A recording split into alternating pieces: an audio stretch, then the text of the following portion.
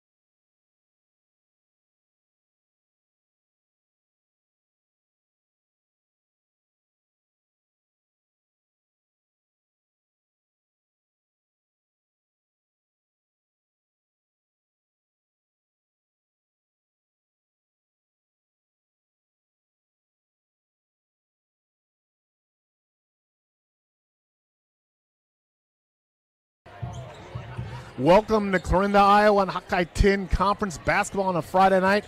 I'm Matt Davis along with Will West. Yes, Will West. Matt, how are you doing? Not Aaron West. How you doing, Mr. Will West? Doing pretty well. It's a good night. So glad to have you here out of the Dakotas down here in the tropical warmth of Iowa, right? Well, it's not too warm out tonight. No. Pretty blustery and cold. We almost got blown over in the parking lot, but a cold night outside, but a hot night in the gym tonight, Will, and we got a big rival game here tonight. Yes, sir.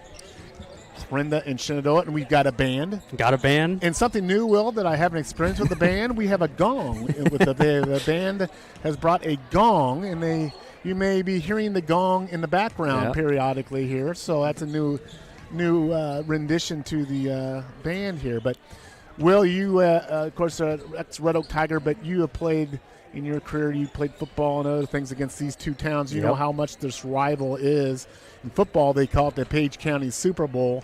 In basketball, of course, it's a rival where they play twice a year in basketball. And girls and boys will have a girls and boys game night. So what's your thoughts on a rival game between two towns in the same county? A rivalry game is the best. I mean, you look forward to them, and you play really hard in them. You find a level that you didn't have, that you didn't realize that you had. It's one of those things where you could almost be like, have a bad season, but if you can beat your rival. Ohio State, Michigan. That's a great point, yeah. Michigan beats Ohio State, and then Ohio State goes on to win the national championship. People in Michigan are just happy because they beat Ohio State. But that's a great point, yeah, because, it's one of those also, I think, a rival game you remember, years later, how you did, good or bad. If you did well against your rival, you want to talk about it a lot. If you don't, you don't talk about it. Yes. But these two teams did meet back in December, and in the girls' game, it was Clarinda winning 53-50, it was Shenandoah beating Clarinda 53-57, and that was a significant win because that was her first win over Clarinda since 2017. Wow. Yeah, they've held the really serious edge on that tonight. But coming into the game tonight, Shenandoahs are led by a couple players. Who are some of their big players, Will? Kaylin Scam, who averages 23 points a game. You have it written down there that she leads the Hawkeye 10 in scoring. Yeah, she absolutely does. She's a phenomenal player, just a sophomore. And then they also have kind of their big scorer is just a freshman. That would be Ava O'Ork. Yep, and she averages 11 points per game. And, it's unusual to see a freshman, that prominent in scoring, but those are really the two big leaders for the Phillies into the game here. And, when we looked at that game back in December, which Shenandoah won to kind of break that streak against Clarinda, in that game, they shot 30 free throws. My goodness. Versus the 15 for Clarinda, and it was a 19 fouls on Clarinda, 11 on Shenandoah. We weren't there for that game, so we don't know exactly how that played out, but just statistically, that's quite a disparity in the free throw line. Yes. I mean, absolutely. You're picking up, you got double the shots, so you got, the score was a 2-point game, so that's really what the difference was in that game, was on the free throw line. We'll have to see how that plays out tonight in terms of these two teams here in Clarinda tonight. Then you talk about the Cardinals. Tell us a little bit about them. So they're 7-6 on the season. They've won the last two. They beat Lewis Central and Atlantic. So the top players are? Addison Wynn, Maddie Cole, Carson Wellheisen. Yep, and then Carson is their senior in that center post, 6'1". She's first in the Hawkeye 10 in rebounds per game at 11. And then she also, with that height, she's second in Hawkeye 10 with 2 blocks per game. Yeah. But, you look at this statistically, and you got to say, looking at roster, Clarinda has a bunch of seniors on their team versus a little bit younger Shenandoah team, which is mostly sophomores and freshmen. So it's really interesting that Clarinda has these girls that have been in the program for many years, and then the Shenandoah girls, who are young but very, very, very talented. So, but yeah, good to have a good one here tonight. We're about, I'd say about 10 minutes from lineups and all that, but we're going to take a break. We'll come back, and then we'll have the starting lineups for you. So we'll take a break, and we'll be right back after this.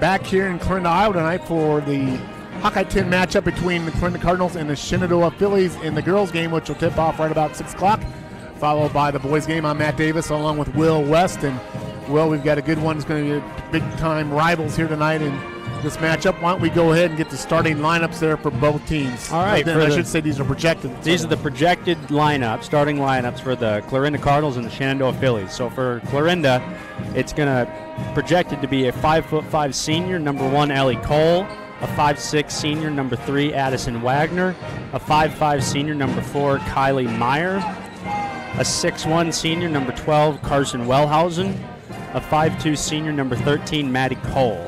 And for the Shenandoah Phillies, we're looking at projecting a 5'1" sophomore, number 1, Susie Babe, a 5'7" freshman, number 13, Ava O'Rourke, a 5'6" sophomore, number 15, Sloan McGinnis, a 5'9" sophomore, number 23, Kaylin Scammon, and a senior, number 43, Addison Estes. You know, looking at those lineups, a lot of talented players. We've already talked about Kaylin Scammon leading the Hawkeye 10 scoring as a sophomore with 28 points.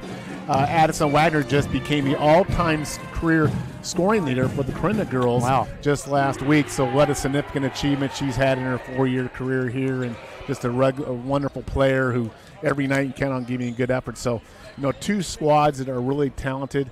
The Cardinals are 7-6, like we said. Phillies 10-4. Mm-hmm. Both are kind of in that middle pack in this Hawkeye 10 conference standing right now. But a win tonight for either team, you got the sense could be kind of momentum for one of these teams going on for the rest of the season. Sure. One thing we talked about, and I think the key maybe, Will, for this game is we saw in the last game free throws, but foul troubles, and then, of course, turnovers. You want to limit the turnovers and the foul trouble, but also shooting the ball effectively well. But I think those 2 keys of taking care of the ball. We'll see if one of the teams comes out and press or not early with regards to if you press, you're more likely to get a turnover, but you're also more likely to commit fouls. Sure. So we'll see what kind of Coach Weinrich and Coach Privia want to do for their 2 respective squads tonight. They know each other well. They played each other. This is a different era than when you and I played, especially when I played. We didn't really know the other towns. There was no interaction. Now it's a lot different. Yep. Towns know each other. They grew up playing youth ball against each other. There's a lot of familiarity with both these teams. They know what the skills, strength, and weaknesses are of each player, and of course the coaches know that as well. So let me ask you, Matt, what does Shenandoah need to do to win the game? Well, I think for Shenandoah, you want to make sure Scammon is involved early, and then for them, one key stat that kind of jumps out to me is their ability to shoot the 3 ball. Ava O'Rourke, just a freshman, she's a top 3-point percentage shooter in the conference, so they need a little bit of outside shooting to compensate Scammon. Scammon is a drive to the bucket type player, but she can shoot the 3 as well. So they need to get her going offensively. Conversely, for Clarinda, I think the key for the game is what kind of decision are they going to play defensively? Are they going to go a box and 1 on Scammon, or are they going to play straight up zone? They can go man to man. Do you try to take her away or not? Different coaches have different philosophies on how to do that. But that'll be kind of what we'll see as the game unfolds here. And of course, as the game unfolds, foul trouble, scorers can all dictate what happens, but I think it'll be interesting to see what kind of defense these 2 teams come out to begin the game. Yes. So we're a few minutes away here from lineups and gongs and national anthem. You've not been in this gym. What's your thoughts on this gym, Will? I was in this gym a long time ago, and it looks good. It looks real good. You commented the 3-point line. The inside of the 3-point line's painted differently than the rest of the gym. It looks really good. I think it helps that transition of contrast on the basketball floor. Mm-hmm. And then the 2 video boards are pretty impressive as well. The video boards look really sharp. They didn't have video boards when you were in high school. No, it was old school. But the lighting, too, back when I played in the 1920s, when you had one single candle lit the gym, the lighting in these gyms is so much better now, as it should be, of course, for facilities and whatever. But it's going to be a packed house tonight. When you look across the way, the Shenandoah side is going to already filled up, so I expect almost a packed gym tonight. Yeah. Are we going to talk about me getting in on gong? Oh, yeah. Our executive producer, Melanie Dietz, is participating. What did you just call me? Well, Melanie West, excuse me, is the honorary gong solo player. She's more cowbell, more gong. It was I'm not sure I should say the word gong on the radio. Can you say the word gong? I guess you can say the word gong. It's a gong. It's a gong, right? But is there another name? I didn't even realize. Is there another name for it? I don't know. That instrument, whatever it is, it's a metal pan that you hit with a big hammer. We mentioned that they had it when they pulled it up here, and we weren't really prepared for it, and they hit it, and I'm surprised they didn't put a dent in it when they first hit it. It happens to be on my left shoulder, so I hear it very well, even with my headphones on. So, lucky me, I get to see it. But let's take a quick break. We'll come back. We'll get the starting lineups in and then have our national anthem. So we'll be right back after this.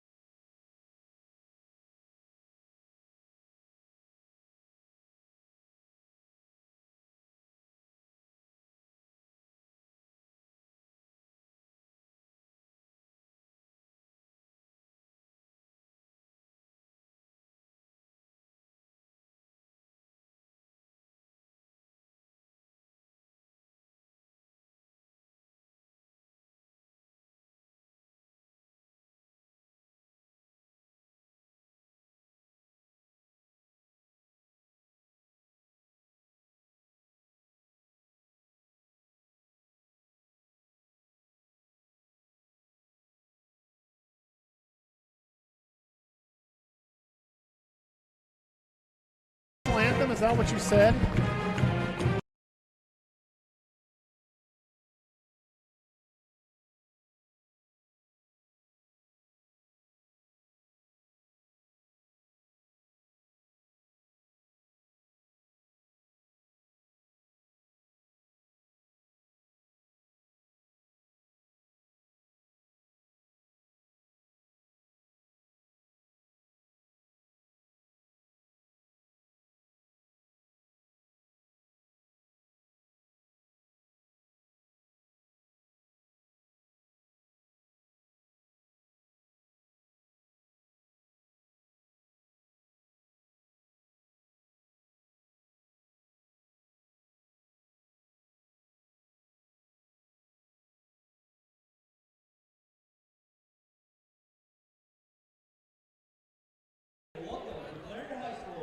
Welcome back to Clarinda, Iowa. Pre-game here prior to the girls' game between Clarinda and Shenandoah. Matt Davis along with Will West and Melanie West. Not Melanie Dietz, but Melanie West, our band member who is participating in our broadcast. But we're about ready to start our starting lineups here, and then we'll have our national anthem on a Friday night. A busy night of high school basketball. Everyone's playing basketball tonight across the state of Iowa, as it should be. What else are you going to do on a cold night? There's nothing else to do. On Iowa. There's nothing else to do. I mean, you need to be in the gym watching a good high school basketball game. Have some popcorn. Popcorn here. By the way, notice what they do to the popcorn bag here? Do you see what they add to the popcorn? A little amenity that they do in Clarinda. This is a little thing for your teeth. They put toothpicks in there. It's a little dental floss thing. So it's quite an amenity. You get a bag of popcorn and some dental floss in Clarinda. So very, very nice little feature here. A nice concession stand. But two coaches tonight that have done a really good job in the program. Coach Privia for Clarinda and Coach Weinrich, long-term coach for Shenandoah. And we were commenting that they're very tall coaches, probably too tall. They could go one-on-one themselves. Privia goes about 6'6", Weinrich goes about 6'6". So coaches that obviously ex-basketball players here. Logan Hughes, the great Shenandoah player, is one of the assistants for the Phillies. Good to have a player like that to come back in your program to help coach. Absolutely. A lot of experience there, and they're getting ready to do the introductions here for the hometown Clarinda Cardinals, and then we'll have the national anthem. We'll get this game underway here. One of the things when you get a rival game like this, in all the emotion that goes into it, it can go two ways. Well, I've seen where you play tight or you play free and unabandoned. I think that's kind of the key for your coaching, that when you get in these rival games where the intensity is high, you don't want to be, you want to play free with your performance, because too many times you want to do so well, you tighten up in a performance. But I think, for their coaches, is getting the right balance between emotion and then also competitiveness, because game tonight, it'll be very interesting. It's a tight game. I expect a tight game tonight as well. They have an intro, these video boards now. They play the videos. They have the light show. It's quite the thing. I mean, I recall back in the 1920s, it was pretty much you stood up and they just said your number 20 so-and-so, and that was it. And you didn't have the video board. Didn't have the gong and all these things, but we'll be underway here shortly. It looks like the lineups are as we projected them to be. It looks like Ellie Cole, for Clarinda, will be Ellie Cole, Addison Wagner, Kylie Meyer, Carson Wilhazen, and Maddie Cole. So now we'll stand and rise for our national anthem.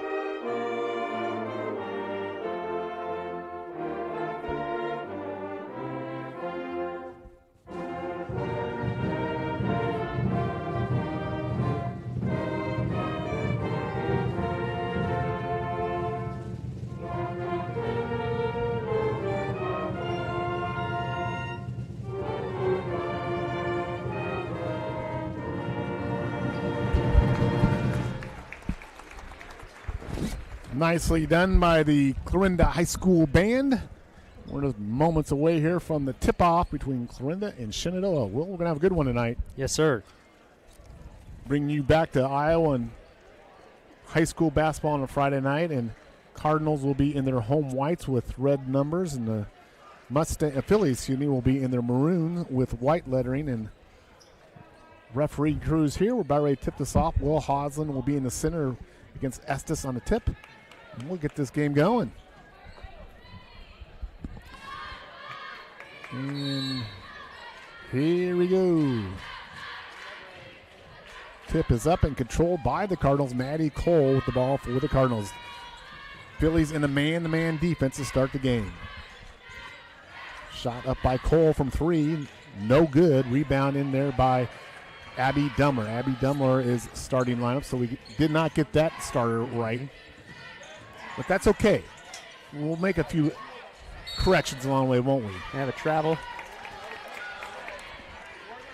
One thing to keep eye on this game will be turnovers.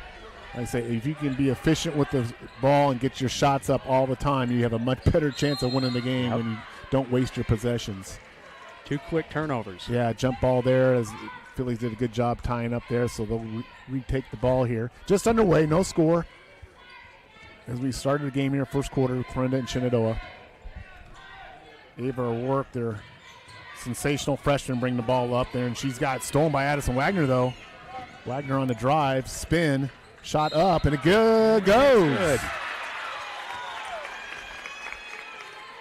Nice steal, and then a little reverse spin there by Addison on the layup, and she's got a chance for a three-point play here with the free throw. Yep.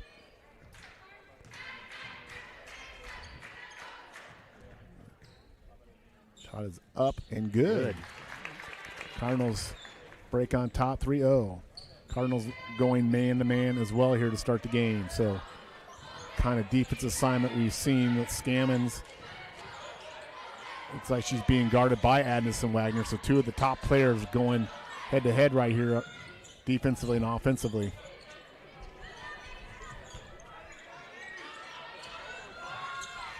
Shot from O'Rourke, and she mentioned that she was one of the top three-point shooters in the conference, and guess what she does? Nails a three. Nails a three, you bet, all tied up. Another nice move by Addison Wagner there. She's off to a hot start with 5 points, puts the Cardinals back on top. Pass around the center here, off the corner to Estes. Estes looks inside to Scammon. Scammon walled off there by Wellhausen. Ball's on the floor loose. And it will be Clarinda basketball. So turnovers will be a factor. I think we're going to keep a little chart of that. Okay. So here we go. Well, half-court trap here by the Phillies. Cardinals break it easily. Meyer now with the dribble drive. Kicks back out to Wagner. Wagner back to Myers. Myers with a three. And it goes. And the Cardinals off to a hot start here.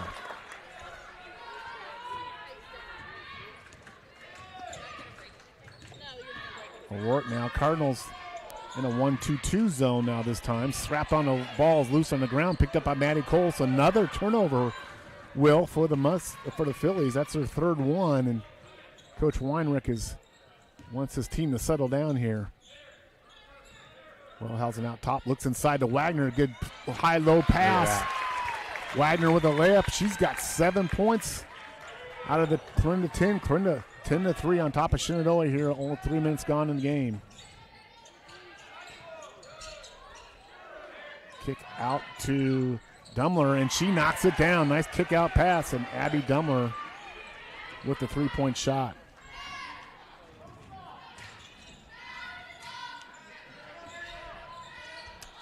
Pass around to Maddie Cole, back out top to Wagner. Wagner looking for Wellhausen down low. Stolen away by Estes. Nice play there by Estes. Stammen's now in the breakout. She pulls it out. Will now settle down the offense. Meyer guarding Scammon in low to O'Rourke. Good ball movement here by the Phillies. Dumler with the dribble drive. Shot up. No good. Rebound loose. And fight in the corner, corralled by the Phillies. Back out to O'Rourke. Cut off there by Maddie Cole. Inside to Estes. Estes looking for, and it just beat the shot clock there, Will, on that score. McGinnis for the Mustangs. So just under the shot clock, the Phillies get a bucket. You need to keep track how many times I say Mustangs. Scam with the pass ahead to O'Rourke. Nice play by O'Rourke. Nice pass ahead from Scammon, and it's just like that. 7-0 run by the Phillies ties it back up 10-all.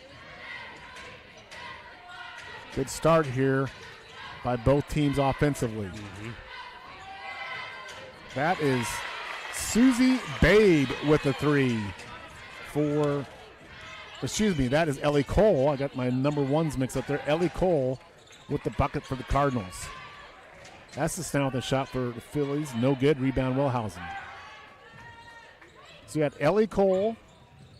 You got Maddie Cole. You got Miley Wagner. You got Addison Wagner. We got Wagners and we got Coles on the Clarinda team. That's right. Oh, there you go. Pass is tipped away there by the Phillies. You know, as a freshman, Will, it's got to be something to be playing varsity level as a freshman. Yes. You know, the game is so much faster and physical, but to be able to play and play it well like O'Rourke, and we're going to see an Ayla Johnson come off the bench from Clarinda as well. She's a tremendous freshman as well.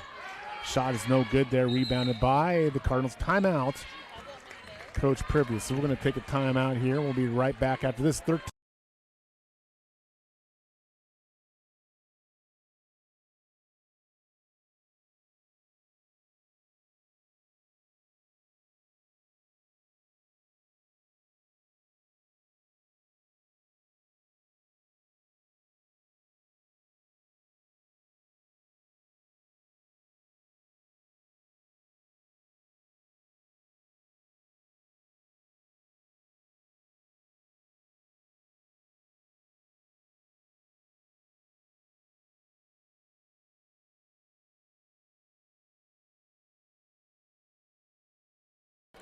Back here in Clarinda, it's 13-10 Cardinals over the Mustangs. 2:52 to go in the first quarter. Matt Davis along with Will West here. Cardinals with the basketball. Wagner out top. Phillies have been in this man-to-man all game here. Maddie Cole with the dribble drive. Shot up, and she's fouled. Who's that foul on there? Will, I did not see. I didn't either. It's on Shenandoah, I believe. It's on 43. That would be Addison Estes, I believe. And it's her only second foul of the game. Both are on Shenandoah. We've got some guests in the KCSI suite here now. Allie Bales and Coach Bales are here. Yeah, we have a full suite here. We have a suite here at the Clarinda Gym. Cole with both free throws. Cardinals extend out to 15-10 lead here. Packed gym is getting to be packed, Will. We're going to have by the time that boys game rolls around, we're going to have them standing in the corners here. Scammon with a good move, good drive, shot up, no good. Rebound, Wellhausen. Cardinals now on the attack. Maddie Cole with the basketball. Molly Wagner over to Ayla Johnson. Shot no good. Rebound by Scammon. There's that freshman from Clarinda. She's been sensational this year. Scammon now with the dribble drive. Shot up. Doesn't go. Rebound Estes. Back up. No good. Rebound Wellhausen. Cardinals now in the push. Cole bats it out top to Wellhausen. Swings it to Meyer. Meyer inside to Wellhausen. And it's going to be Shenandoah basketball. Wellhausen did a good job there sealing out, but the pass just a little bit out of her reach and goes out of bounds. So it'll be a turnover. I've got 3 on each team right now, turnovers.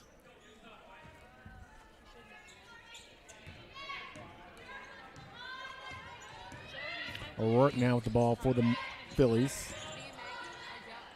And for the Phillies is Brenley Cullen. Wagner on top of that 1-3-1 zone, really putting pressure on the ball. Shot from the corner, no good. Rebound, Phillies back up, and it'll be a foul on Ayla Johnson of the Cardinals, and there'll be 2 shots for Susie Babe.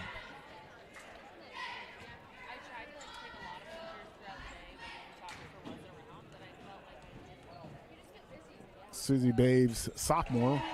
What's her free throw percentage there? She shoots. We're trying to get her stats here. Don't have those stats. I think we have all the stats except free throw percentage, Will. But you know what? She knocks them both down, so it doesn't matter. She's 100%. She's 100% tonight. 15-12, turning over Shenandoah here. Just over a minute to go in the first quarter. Shot by Wagner for 3. Doesn't go. Rebound and up and in by Miley Wagner. Offensive rebound and put back. So Shaw has a chance for a 3-point play here. I don't believe Addison Wagner has made a 3-point shot all year. We talked about that with her after her post game last week, unless she hit one in the last game. But I don't believe Addison's hit a 3-pointer all year. Well, she's got a 5.9% 3-point percentage, so she must have made one last week. I know she was thinking about trying to make one as a senior. She said, I had to make 1 3-point shot my senior year. That's not her game, though. Her game is in that paint, getting drives to the bucket. Shot from no good from Mila Wagner up, so rebound by the Phillies.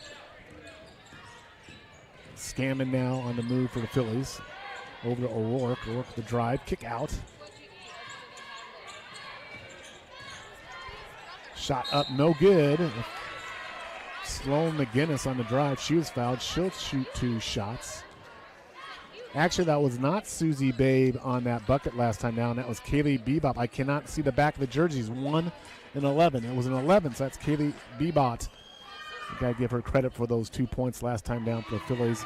That free throw good there by McGinnis. And we know last game, well, we talked about all the free throws in that last game. They played, these 2 teams played against each other in Shenandoah, where Clarinda shot 30 free throws. And And it ended up being a 2-point game. Yeah, loose ball here picked up by the Phillies. Shot up no good. We got a foul on Scammon, I believe. So that will be Clarinda basketball here. Scammon strapping for a loose ball, but fouls on that. So her first foul of the night. Scammon has not scored yet. She's averaging 23 points a game, but we're here at the tail end of the first quarter. He has not scored yet. Cardinals with the basketball. Wellhausen out top. Over to Ayla Johnson. Wagner up top, looking for Wellhausen down low. Good catch by Carson, but good defense in there by Addison Estes to take that ball away. Phillies now with the chance to take the last shot of the quarter if they want to.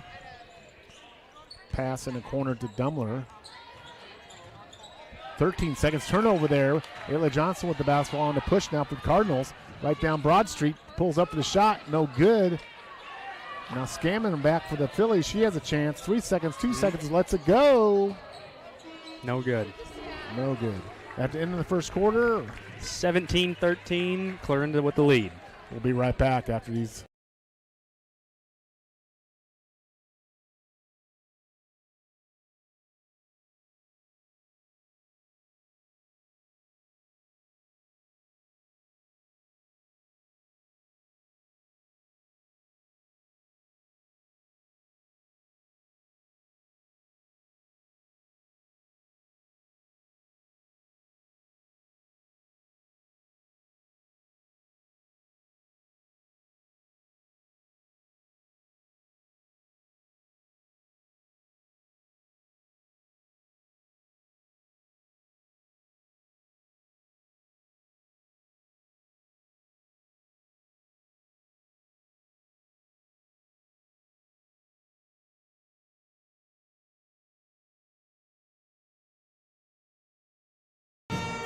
Back here in Clarinda, and in the first quarter, it's Cardinals 17, Shenandoah Phillies 13.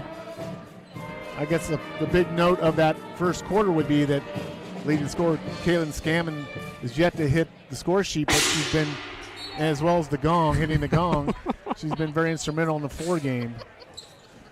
That's the way to end the quarter, with the hit of the gong. With a bang. With a bang, yes. Cardinals with the ball here to start the second quarter. Kaylee Meyer on the drive, and she's going to get fouled by O'Rourke. So Ava O'Rourke with the foul. I believe that's her second foul. So she's got 2 fouls. We'll see if Coach Weinrich leaves her in there, takes her out. Meyer will get 2 shots here for the Cardinals. That's how you used to shoot them, like that. See that swish, that nice setup, nice elbow in, rotation. I couldn't dribble. You couldn't dribble? No, I was awful at basketball.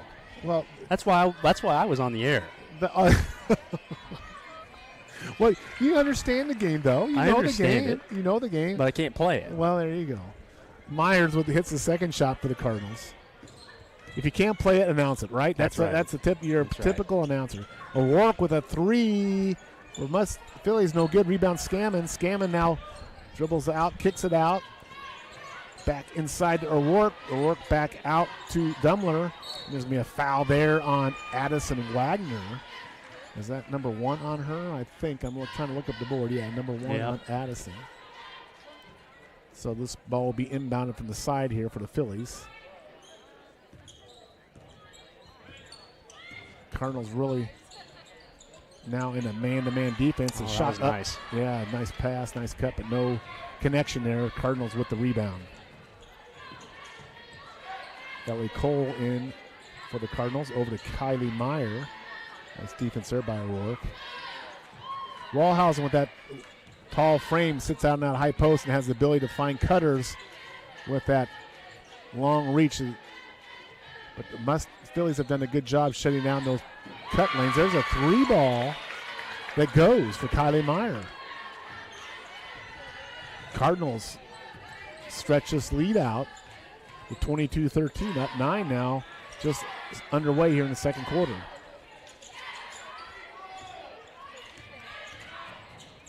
Collision off the ball here as Meyer and Estes collide on the floor, but no call. Now we got a whistle. I didn't see it. What did we call it? A call there. Something on the Phillies. was on number 3, so that's on Dumler, a foul on her. That's be the third team foul on the Phillies this quarter. So once you get to 5 in a quarter, you're an automatic 2-shot situation. Maddie Cole the drive, left-hand layup. Timeout, Coach Weinrich. Yep. He is not happy. The Cardinals have taken this lead and got it out to double digits. We'll keep this right here. What are you seeing, Matt? Well, I think the Cardinals have been pretty efficient offensively. They have been a good balance of inside and outside scoring, and then I think the Phillies need to find a way to get Scammon involved in this game because she has got no points, and when you're averaging 23 points a game, you know, she's a focal point of their offense, and she hasn't got it going. Credit some of that to the Clarinda defense, but Scammon, we've seen Scammon get off to slow starts before, but yeah, you got to run. I think you'd run something here. Maybe run her off a pick or a high pick and roll to try to get something going because, you know, she's one of those players that once she gets a shot to go, she can kind of break the ice and you can kind of get the sense she can get on a roll because she couldn't put them up in a hurry. But right now, she is scoreless and the Cardinals are on top 11. So here we go. Phillies with the basketball. McGinnis now will work back to Scammon. Scammon being double teamed here, Will. You can see right there she has to get rid of it. The Cardinals taking the ball out of her hands. Meyer tracking Scammon wherever she goes. Shots up from the three-point line, hits nothing, goes out of bounds. It'd be Cardinal basketball. Good defensive possession there by the Cardinals.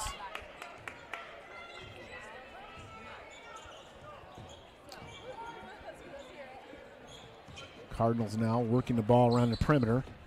Drive. We're going to have a foul on Dumler. So that will be the third team foul on the Phillies. Second foul on, trying to check the board here. My eyes can't see the scoreboard.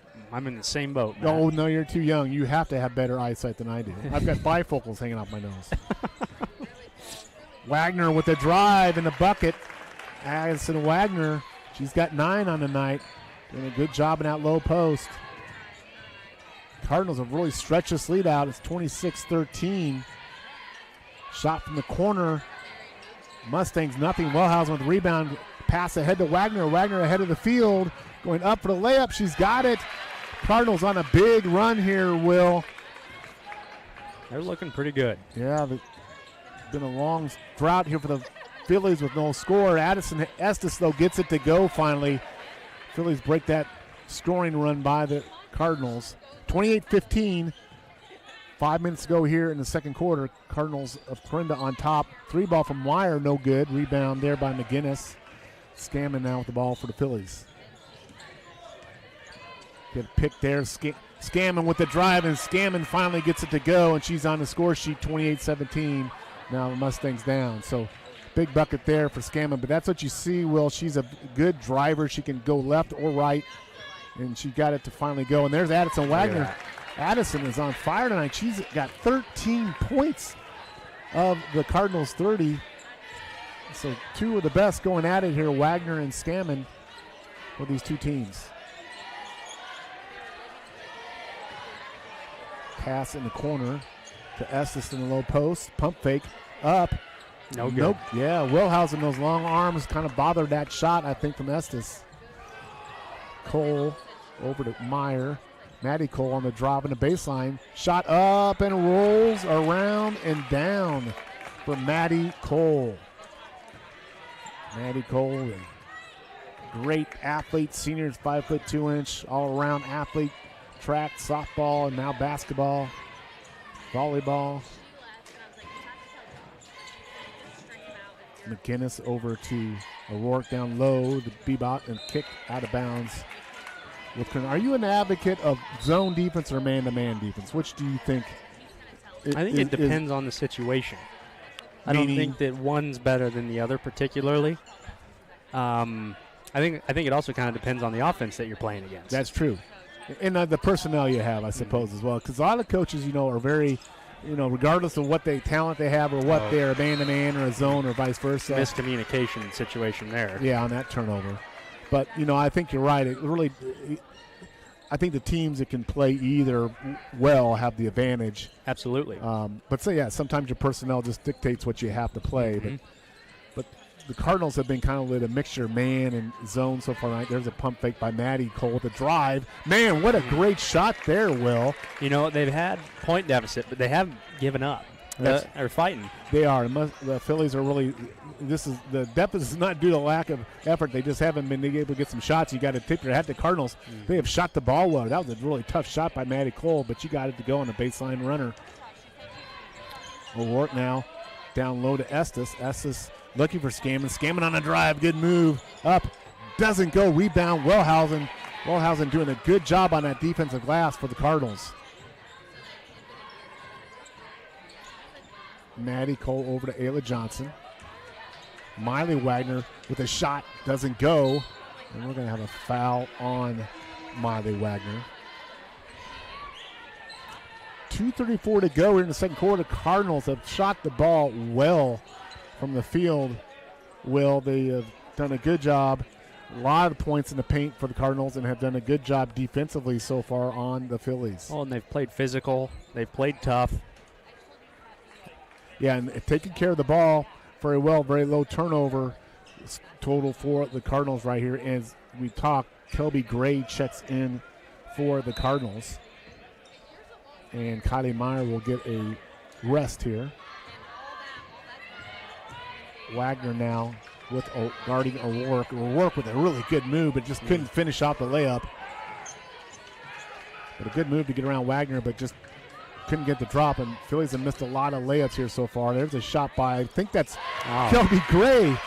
Right off the bench, Will. Can you do that? Aren't you supposed to run around and get warmed up a little bit before you shoot the ball? You think? Not her. No, she just knocks it down. Phillies now. Susie Bay with the ball over to O'Rourke. O'Rourke on the left-hand drive. Step through, shot up. She's going to draw a foul and get 2 shots here. Nice. And there's a freshman fighting through contact. You know, that's one of the things about a freshman, being the physicality of the game for a freshman. Weights, you played football, so you know how important strength is. But strength's important for any sport. Really, absolutely. Isn't it? I mean, you think of basketball being, you know, certainly compared to football, a non-contact sport. But really, you have to have strength in whatever sport. It helps you not just in the game, but your conditioning and all that. Absolutely it does.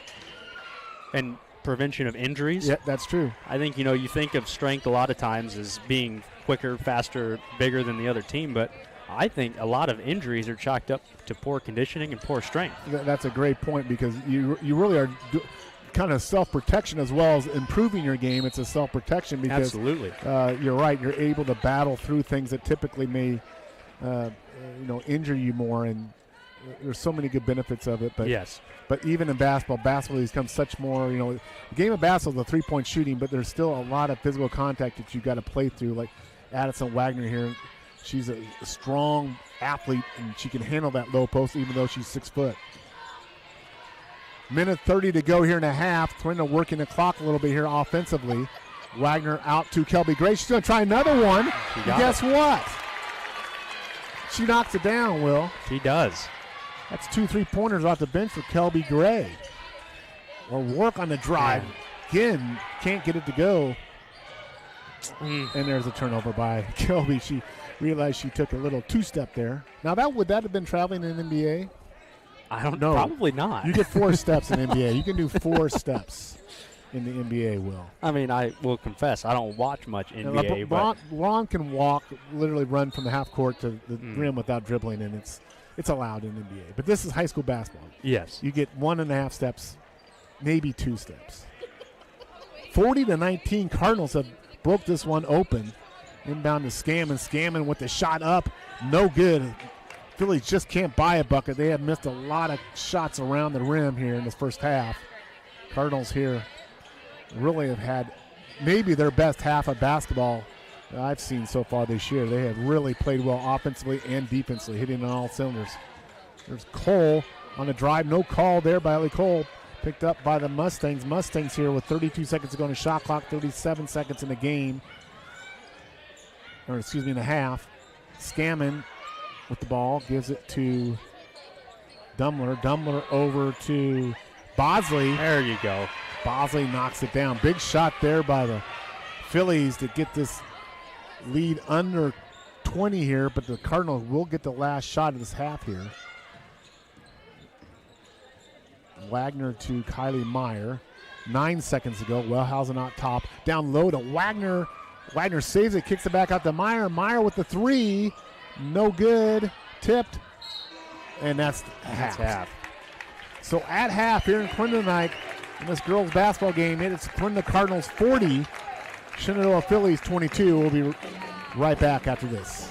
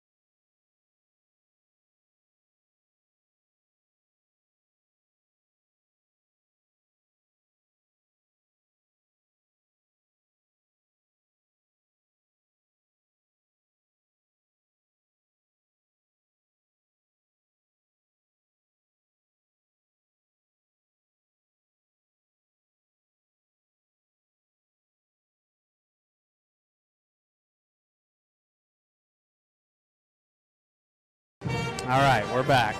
Back here at halftime at Clarinda, Iowa, a girls game. It is Clarinda 40, Shenandoah Phillies 22 in the first half. Will West with Matt Davis here. Mustangs had a lot of shots. They missed down close to that bucket. Scammon, their leading scorer, with only 2 points, but Clarinda really playing well. They played really, really well. Not much more could have gone right for Clarinda in the first half. Yeah, shot the ball very effectively on offense. Really good job defensively. Took care of the defensive glass. So, but we've seen this Shenandoah team. This Shenandoah team has offensive capabilities to get hot.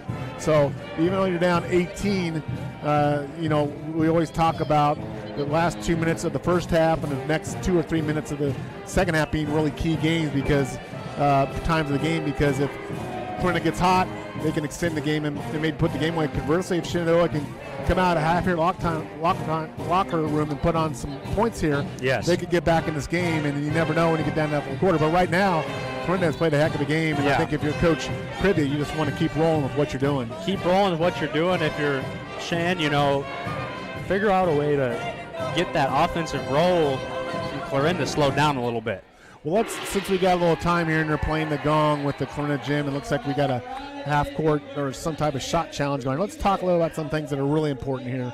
Well, let's talk about that college football championship game coming up. Is it Monday night? When is it? I think it's Monday night, yeah. So, Indiana, the upstart Indiana Hoosiers, out of nowhere, the Cinderella story, versus the Miami Hurricanes. Who do you got and why? I think you have to choose Indiana. They're playing better football than I've seen in a long, long time. they're blowing out everybody that they're playing in the playoffs. It's not close scores. I think they won their 2 playoff games with an average of 30 points or something. Yeah. I mean, they beat it. I forget what was the Oregon score. They scored 50-some points on Oregon. Yeah. Remarkable. And they, of course, played Oregon earlier in the regular season, and they beat them, but it wasn't like that. Now, the game is in Miami, though. The game is in Miami. I don't know that's going to matter much, to be honest. Miami has, you would have to say Miami has more of the, quote, star players. Yep. More of the, you listen to analysis, they'll tell you that they have more of the NFL caliber players. But, there's something about playing as a team, right? I mean, the team that may not have the most talent, but they play well together. I guess that would be Indiana. I saw some stat. It was all the teams in the semifinals. They have 30, 40, 50 4-star and 5-star players, and Indiana's got like 8 of them. They're just a better team. They are a better team. Yes, they complement their defense and their offense are very balanced. They have just a great team, and I think that people still just can't quite grasp that the Indiana Hoosiers are a dominant football program. Well, I think they still are. And in terms of program history, the losingest program in college football, which is remarkable to say. Yeah, and they'll have to make a movie out this if they win the championship. Yeah. So let's switch gears a little bit. I know you are a fan of all sports, but who's the biggest surprise in college basketball for you this year so far? What team would you say?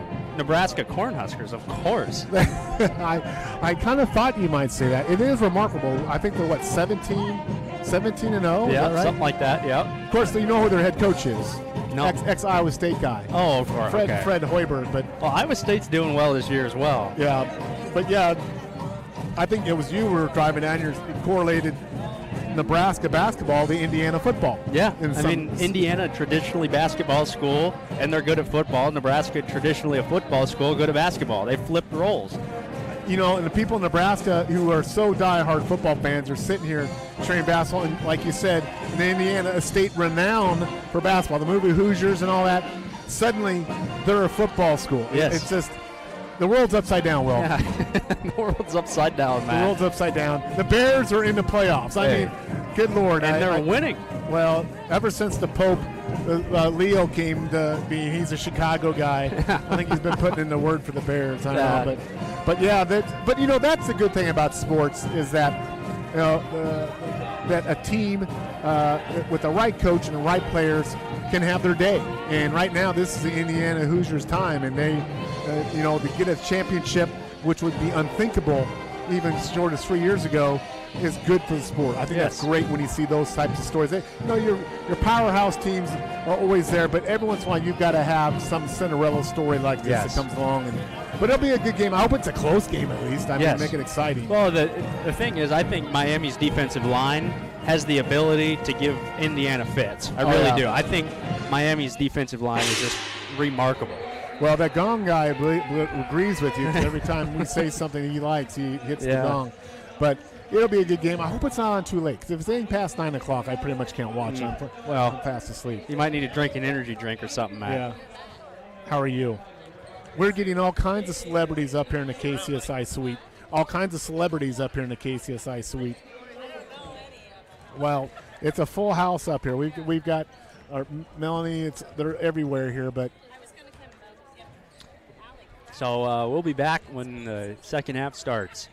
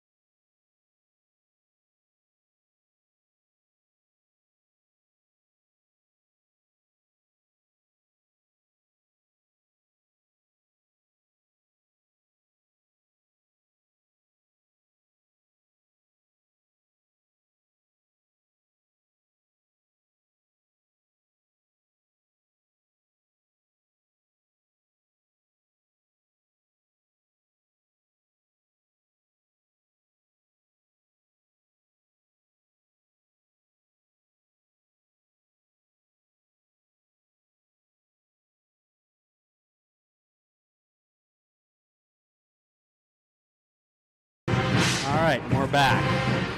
Back here in Clarinda, Iowa, we're getting ready to start the second half. Clarinda Cardinals on top of Shenandoah Phillies, 40-22 in the girl game. While the boys game, about 15 minutes following the conclusion of this game, Matt Davis along with Will West here. And first half really dominated by the Cardinals. And like we said, Will, I think the Mustangs are going to, or Phillies, I keep saying Mustangs, Phillies are going to have to kind of, I think the first couple 2 or 3 minutes of this half, make a little bit of a move here to hang around here, because the way the Cardinals have been playing, it will be a hard task to overcome. But the Phillies have the offensive firepower to do it. Yes. Scammon, I think we need to get going here for the Phillies this half. So Phillies will start with the basketball. Both teams will start with their original starting lineups, and I think the band is done now for a while, so maybe people can hear us. Maybe people don't want to hear us, Will. Maybe they want to hear the gong. They want to hear the gong and the band. Phillies with the basketball. Scammons with the ball out to O'Rourke. Down to Dummer, back to O'Rourke. Back out to Dummer. Scammon in the lane, shot up, no good. Rebound Wellhausen, kind of what we saw in the first half. Carson Wellhausen doing a great job on the defensive glass. Pass ahead to Addison Wagner, shot up, no good. Wellhausen with the rebound, and it doesn't go. Good second chance there for the Cardinals, couldn't get it to go. Scammon now to push for the Phillies. And she's going to be fouled by Wellhausen. How many fouls on Carson Wellhausen? Not too many. I think this is going to be her first. So we're underway here, 40-22. And Scammon on the line for the Phillies. First shot, no good for Kaylin Scammon. Kaylin with just 2 points on the night so far, averaging 23 points per game on the season. Second shot goes for Scammon. Phillies bringing a little 1-2-2 half-court trap now, Will. Slowing that offense down a little bit. Yeah, trying to take a little steam out of the Cardinals here. Maddie Cole out top for the Cardinals. You have to Wagner. Wagner over to Meyer. Meyer back out to Wagner. Nope. Loose ball picked up by Wellhausen, though. Maddie Cole.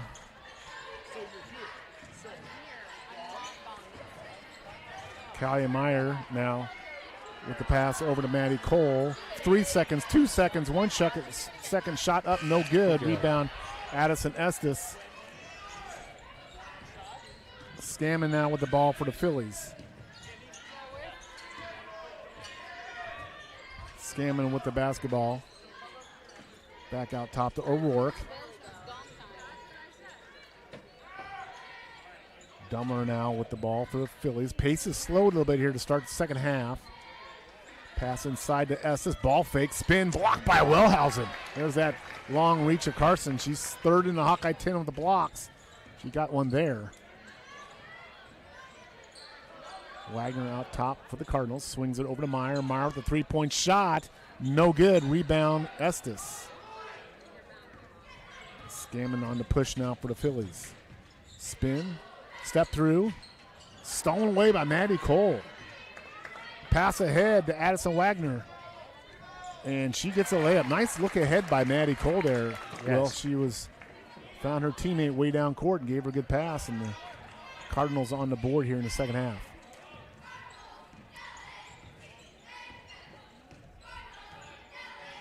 Inside pass to McGinnis. Out in the corner to Estes. Estes with a shot. No good. And the ball loose, picked up by Scammon. Scammon now, left-hand dribble, drive, blocked by Wellhausen again. Boy, Carson Wellhausen playing good. There's a pass ahead to Wagner again. And we're going to have a travel on Addison Wagner. So, Wagner with a travel here.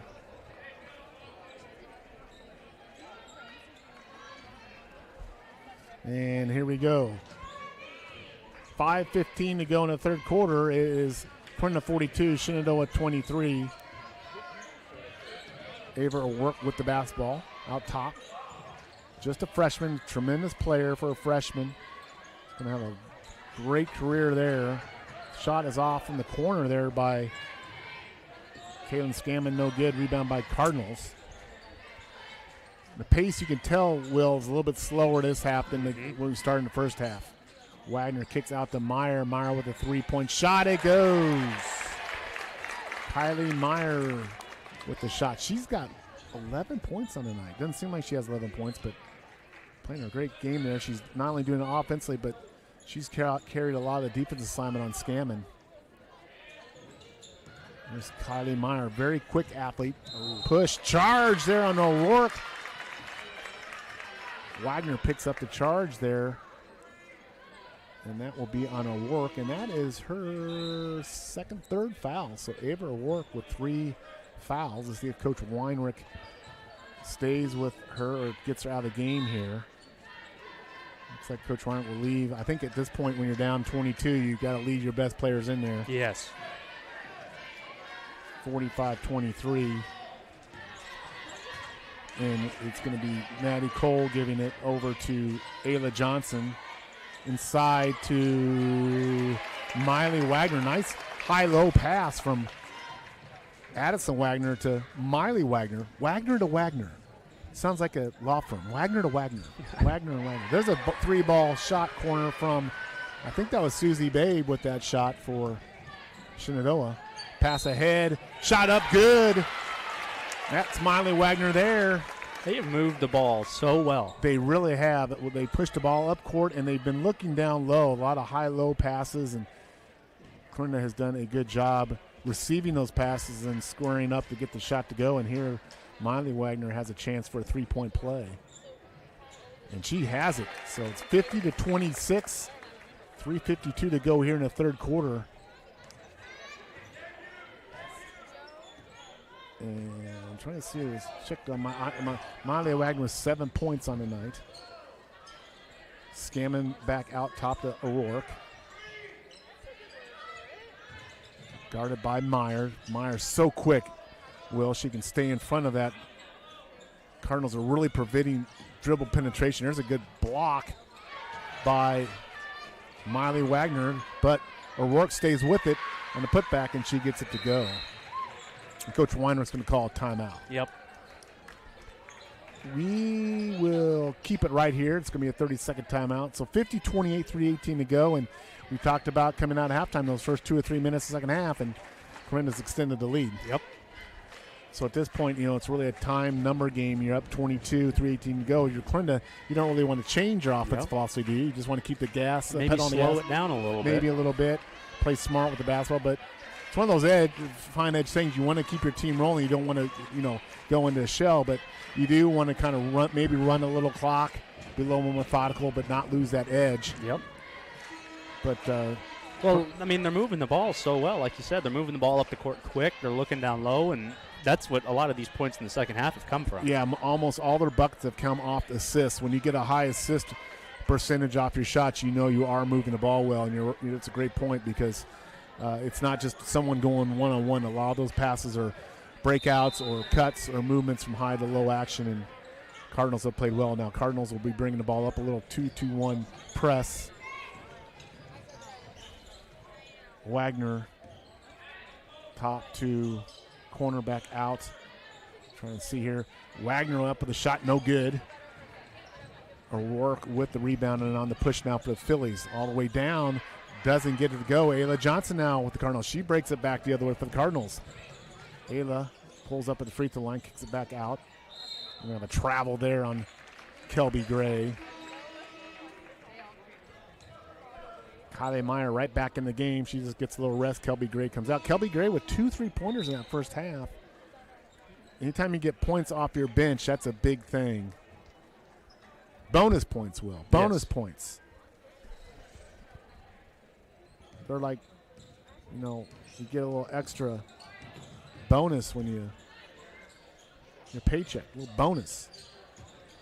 Scammon now on the drive. She's going to be, I think they're going to get her a foul on Meyer there of Clarinda. So that will be second team foul. So I think they refer to this gym as the Nest. I was just looking at that. So it's a Cardinal Nest, is that? A Cardinal Nest. Is that? We'll have to talk to the athletic director about that. Let me get Coach Bales up here. Pass in. Quick little inbounds pass and right back to O'Rourke, and she gets to go for the Phillies. Miley Wagner down low, tapped away by the Phillies. Phillies are work now on the breakout. She's going to take it all the way. Shot up, no good. Follow up by Scammon, no good. Rebound there by Miley Wagner. 2 golden opportunities there for the Phillies. Just couldn't get it to go, and then they commit the foul there. That's frustrating. Got a chance there to get maybe just get a little momentum, but just missed 2 point-blank shots. And Coach Weinrich is saying, man, it seems like so far it's been one of those nights. Yes. These two teams met back in December, and Shenandoah beats the Cardinals 53-51. But this series has been owned by the Phillies over the last, 30 games.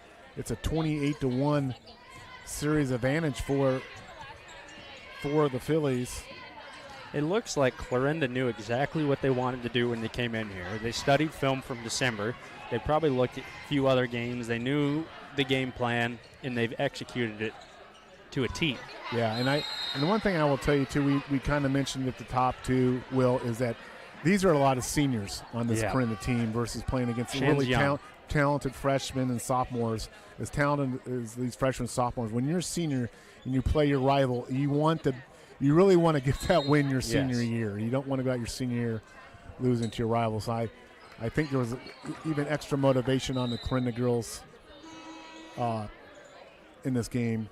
Still almost a quarter and a minute to go here, but right now the Cardinals in firm control. Cardinals will inbound it underneath the Phillies basket, inbound it to Ayla Johnson. Ayla over to Kylie Meyer. Kylie pulls it back out to Addison Wagner. Addison on the drive down the middle. Shot up, no good. Wehausen with the rebound, no good. It's loose ball, it's going to be a jump ball. Possession arrow will be with the Phillies. So Addison Wagner with a couple direct drives, but cannot get it to go either. Coach Privia stalking the sidelines over there, hands on hips.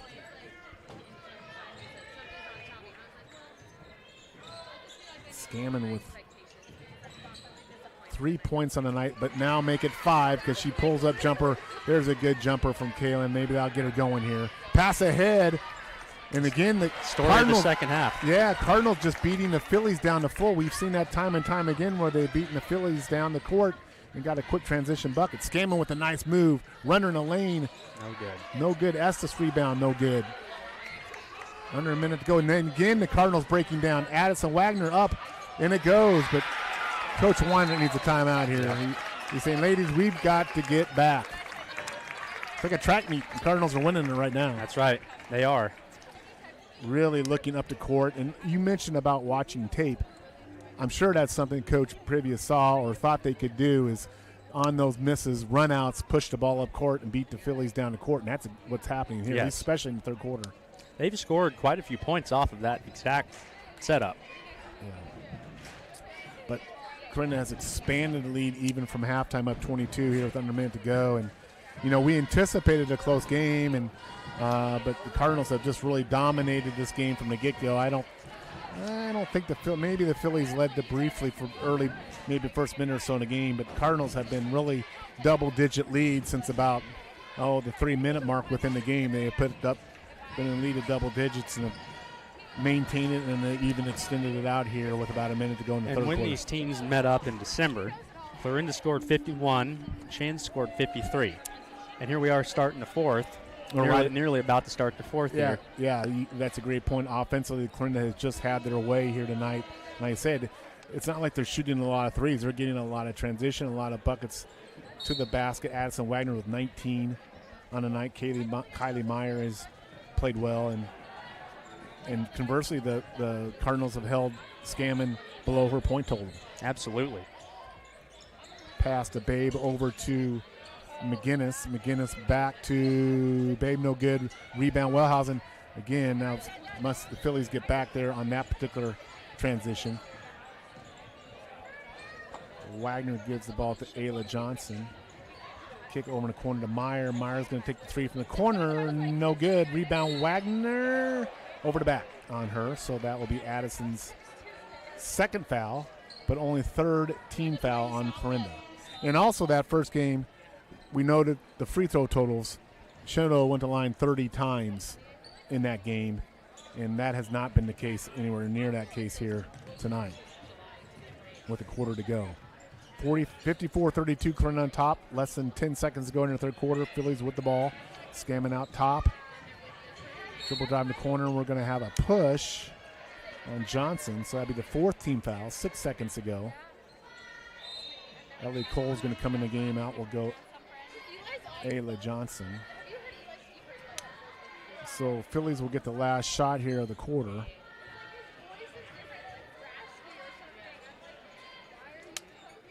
Scam will inbound it. Inbounds the corner to O'Rourke. Back out to, I'm not sure who that is, number 5. And the ball's on the floor. No shot, will not count. So nothing there. At the end of 3, it's Clarinda 54, Shenandoah 32.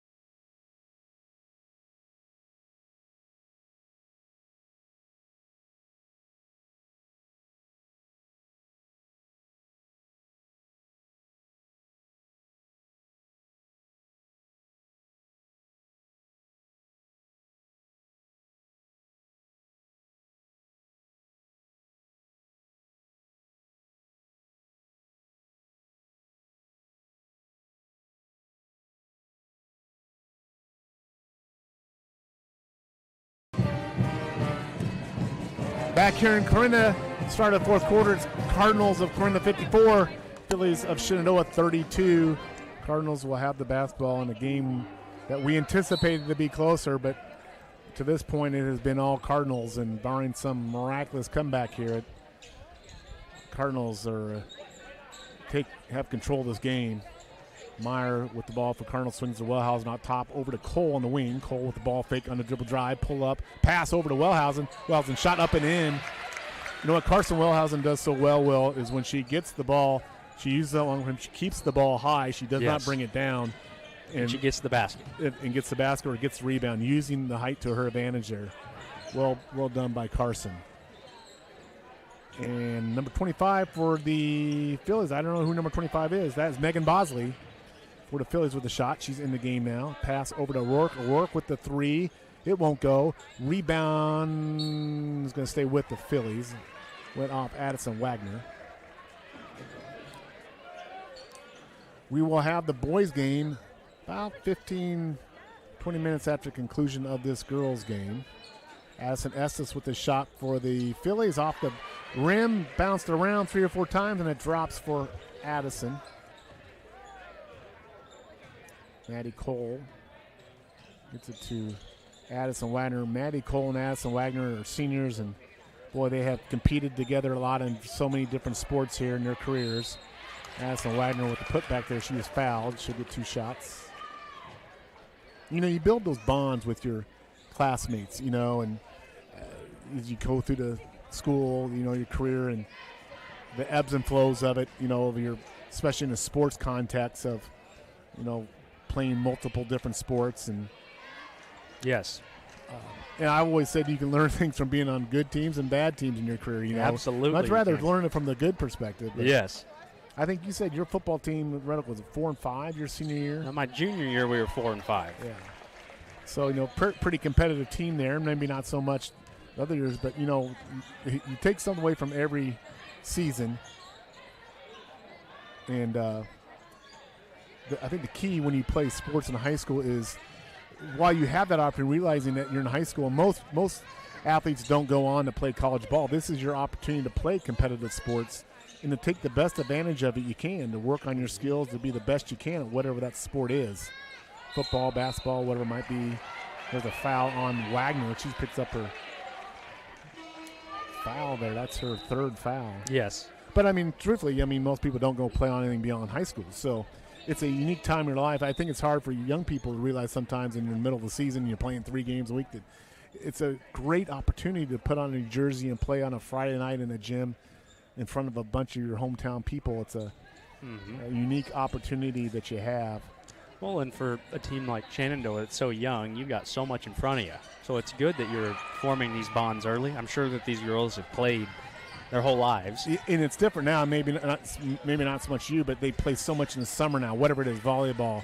I mean, you'll play so many of these club games now, so you really spend a lot of time, maybe even more so than in the other eras where you're with your teammates even in the off season. Yes. So ball is going to stay with. I think our referee did a little two-step himself there to get out of the way. Very nimble feet there. Kylie Meyer will inbound it for the Cardinals here. 57-34, Cardinals on top of the Mustangs. 5:56 to go in the game. Meyer with the basketball inside to Wellhausen. Wellhausen with the shot up, no good. Carson with the putback, no good. Miley Wagner with the putback, and it goes. Just Cardinals just staying at it, hammering those offensive rebounds.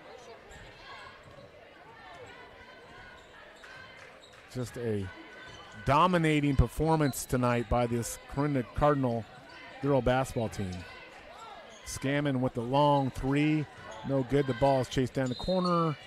It will go to the Cardinals. And like I say, if I have the stats right, Will, like I said, when I did my research, Clarinda has only, in girls basketball, has only beaten Shenandoah one time in the last 30 games, and that was back in February 2024.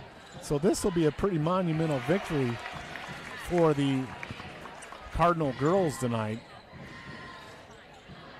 We saw the Cardinal girls beat Lewis Central here a couple weeks ago, Will, and that had been a long time since they beat Lewis Central. So you're seeing some significant things here from this Clarinda Cardinal basketball team this year. A very talented group of seniors with some underclassmen sprinkled in there. And like I said, they have really taken command of this game here, surprisingly so. Inside to Wellhausen, nice little pass from Kaylee Meyer. Carson Wellhausen with the bucket.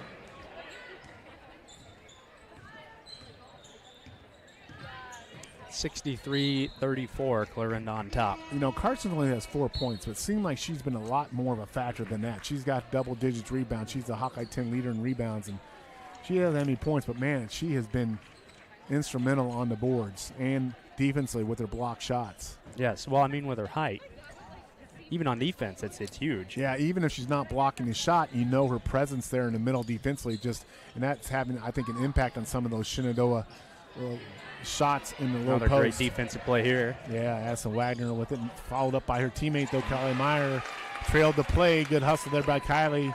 To follow up the miss by her teammate, and she gets the bucket, and Cardinals pouring it on now. Scamming over to O'Rourke with the three.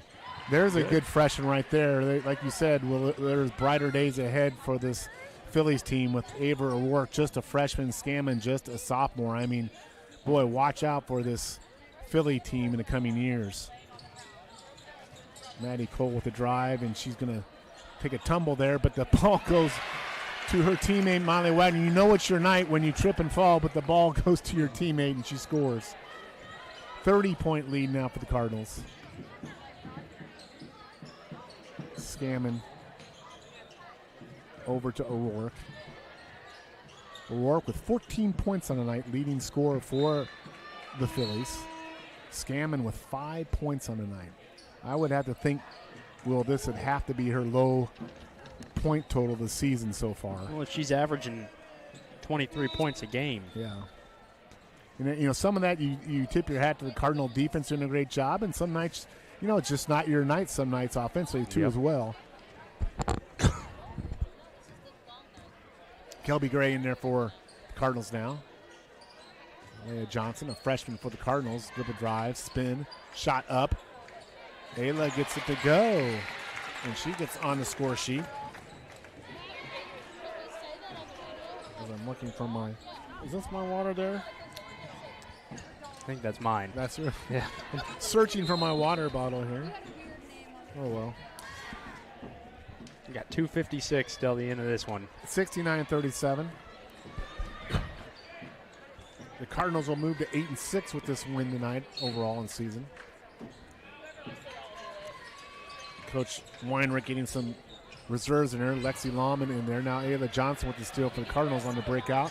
She's going to go up with a shot and she gets it to go.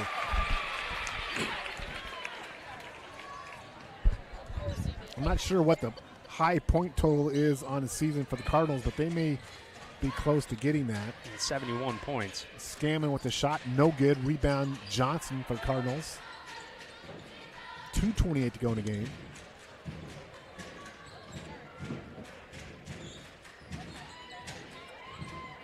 Johnson to Wagner. Back to Ayla Johnson. She's going to take the shot, no good. Rebound Scammon. Scammon on the push. Shot up, and there he goes. Nice little running kind of hook shot there by Scammon.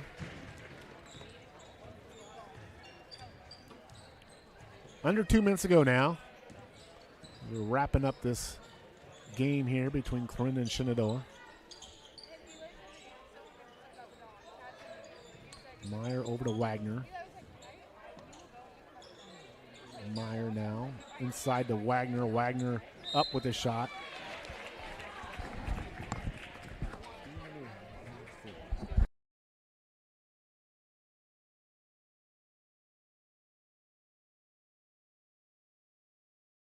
Wagner at the line here for the Cardinals.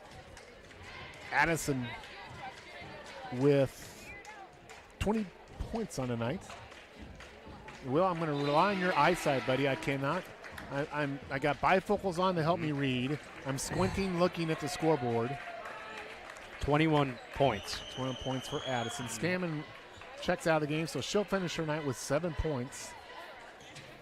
And she's averaging 23. Yeah, Hawkeye 10's leading scorer. You know, she's a phenomenal player. Tremendous talent. She's just a sophomore, and that's going to happen once in a while. You're just going to have an off night, or you tip your hat to the other team as well, and you move on from it. But knowing that young lady, she'll use this as motivation big time. And these two teams can meet again. This may not be the end of it for this year. These two teams could meet up in the playoffs here in a couple weeks. Kick out to, that's good. Bosley, I believe. That is, I'm not sure who that is. That's number 35. I do not have a 35 on my score sheet. Mather with the shot. And Ayla Johnson with the shot for Clarinda, no good. Chase down, rebound, ball out of bounds. Going to stay with the Cardinals. 1:09 to go here in Clarinda tonight. And I would not say it's a completely packed gym, but it's pretty close. It's full. It's pretty close. If you want to come, you better come right now. Yeah. There's a few seats still up, but yeah, it's a full house then. That's a good way to describe it. Down the middle goes Kaylee Bebot, and she is fouled. She'll get 2 shots here. But yeah, we'll have the Clarinda Shenandoah boys game up. It'll start about 15-20 minutes after the conclusion of this game. Shenandoah Mustangs having a breakout year, 8-4, coming into the game tonight. Clarinda Cardinal boys are 4-8, so that. But again, rival game. Will, it doesn't matter what the records are. Throw them out. So here we go. Ayla Johnson bringing up, just kind of working the clock for the Cardinals. In the game is Lena Hesse. And the ball is loose, picked up by the Phillies. Susie Babe with the basketball. Over to Bebot. Down to Susie Babe, out of bounds, off her hands. It'll be Clarinda basketball. Sydney Hansen in there for the Cardinals. Getting some playing time as Coach Privia clears the roster. And I think the Cardinals are pretty much going to just dribble this one out. Yep. Pretty impressive showing. Absolutely. And I think that'll be it, or at least I'm going to run it down here. The final score will be 73-42 is your final tonight from Clarinda. The Clarinda Cardinals defeat the Shenandoah Phillies. And that will end it on the gong. We'll be right back after this.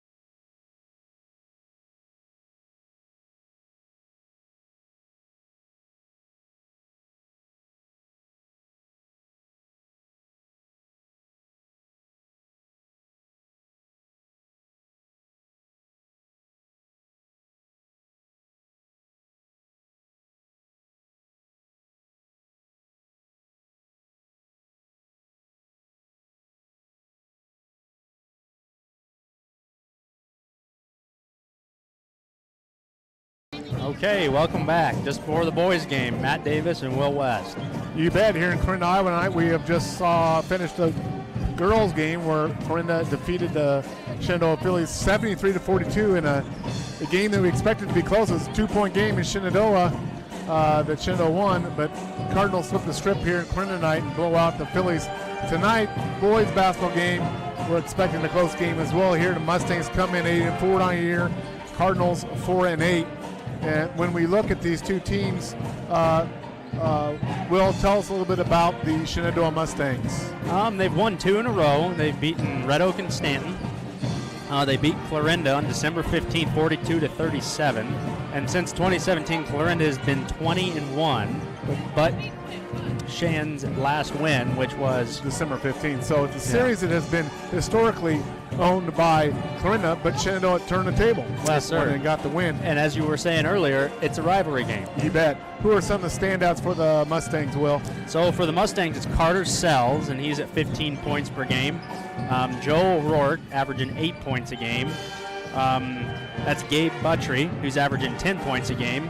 Logan Timon and Brody Burdorf, who's averaging 7 points a game. Yeah, when you look at Brody Burdorf, he's first in the Hawkeye 10 in blocks per game. He's a 6'7" center. We saw what height can do in that girls' game with Carson Wilhouse. Absolutely. Burdorf can be the same thing. And then you look at Carter Sells, just a sophomore, but a sensational player. He is just a tremendous talent. They can shoot the ball, drive the ball, multi-talented. Tell us a little about the Clarinda and who we got on the Clarinda, some of the players on the Clarinda team. So we're looking at Sam Klein, and he's averaging 11 points a game. Cooper Baumgart, who's averaging 9 points a game. Warner Schmidt, who's averaging 7 points a game. And then Ryan Wagner and Nolan Wagner. Yeah, and the Clarinda team is coming off a little bit of momentum. They beat Atlantic Tuesday night 59-47, so they got a little good vibe going right now.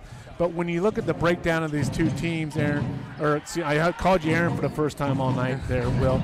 But the stat that really jumped out to me is that Shenandoah is second in the Hawkeye 10 in offensive rebounds, getting 11 rebounds per game.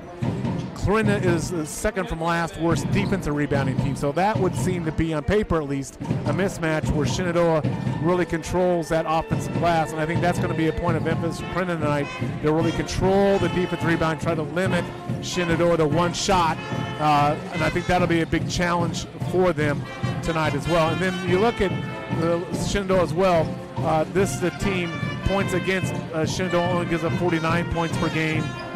They also are fourth in the Hawkeye 10 in assists per game at 12. So that tells me offensively they moved the ball really well. In defense, they play good defense. Yes. But again, numbers, stats, throw them out the window. Yes. It's a rival game. It's a rivalry game. We just saw a game. It was a 2-point game a month ago with a blowout from Clarinda. So who knows what we're going to happen tonight? Well, you're going to get, I guarantee you, one thing I can guarantee you, you're going to get high intensity effort tonight from both teams. They want to win this game very much so. So that's how we see it. We're about, I would say, 7-8 minutes from tip-off here. So we'll take a little break here. We'll be right back, and we'll get the tip-off going here between Shenandoah and Clarinda. We'll be right back.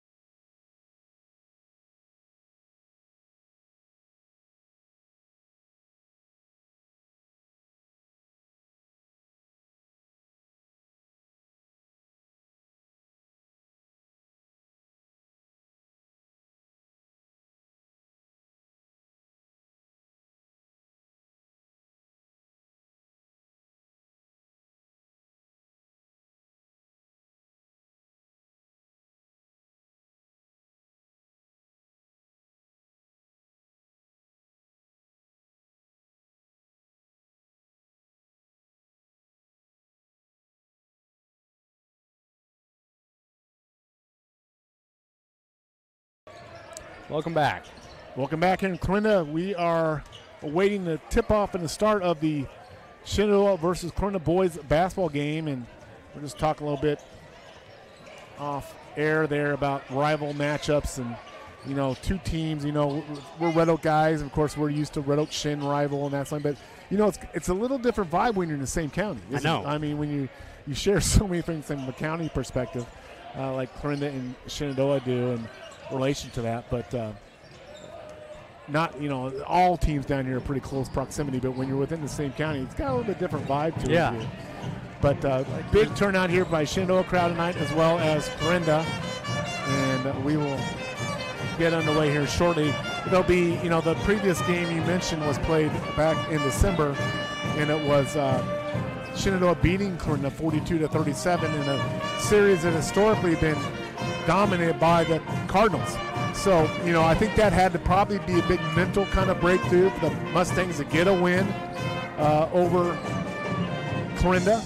But we just saw a game just previously where the Cardinal girls just beat Shenandoah for the second time in the last 30 games, way back 10 years. So, again, on any given night, anybody can beat anybody if you play well and you play a good game. We had talked in that previous game about not being tense and being tight and playing relaxed and free, and that's certainly what the Clarinda Cardinals did in that girls' game. Absolutely.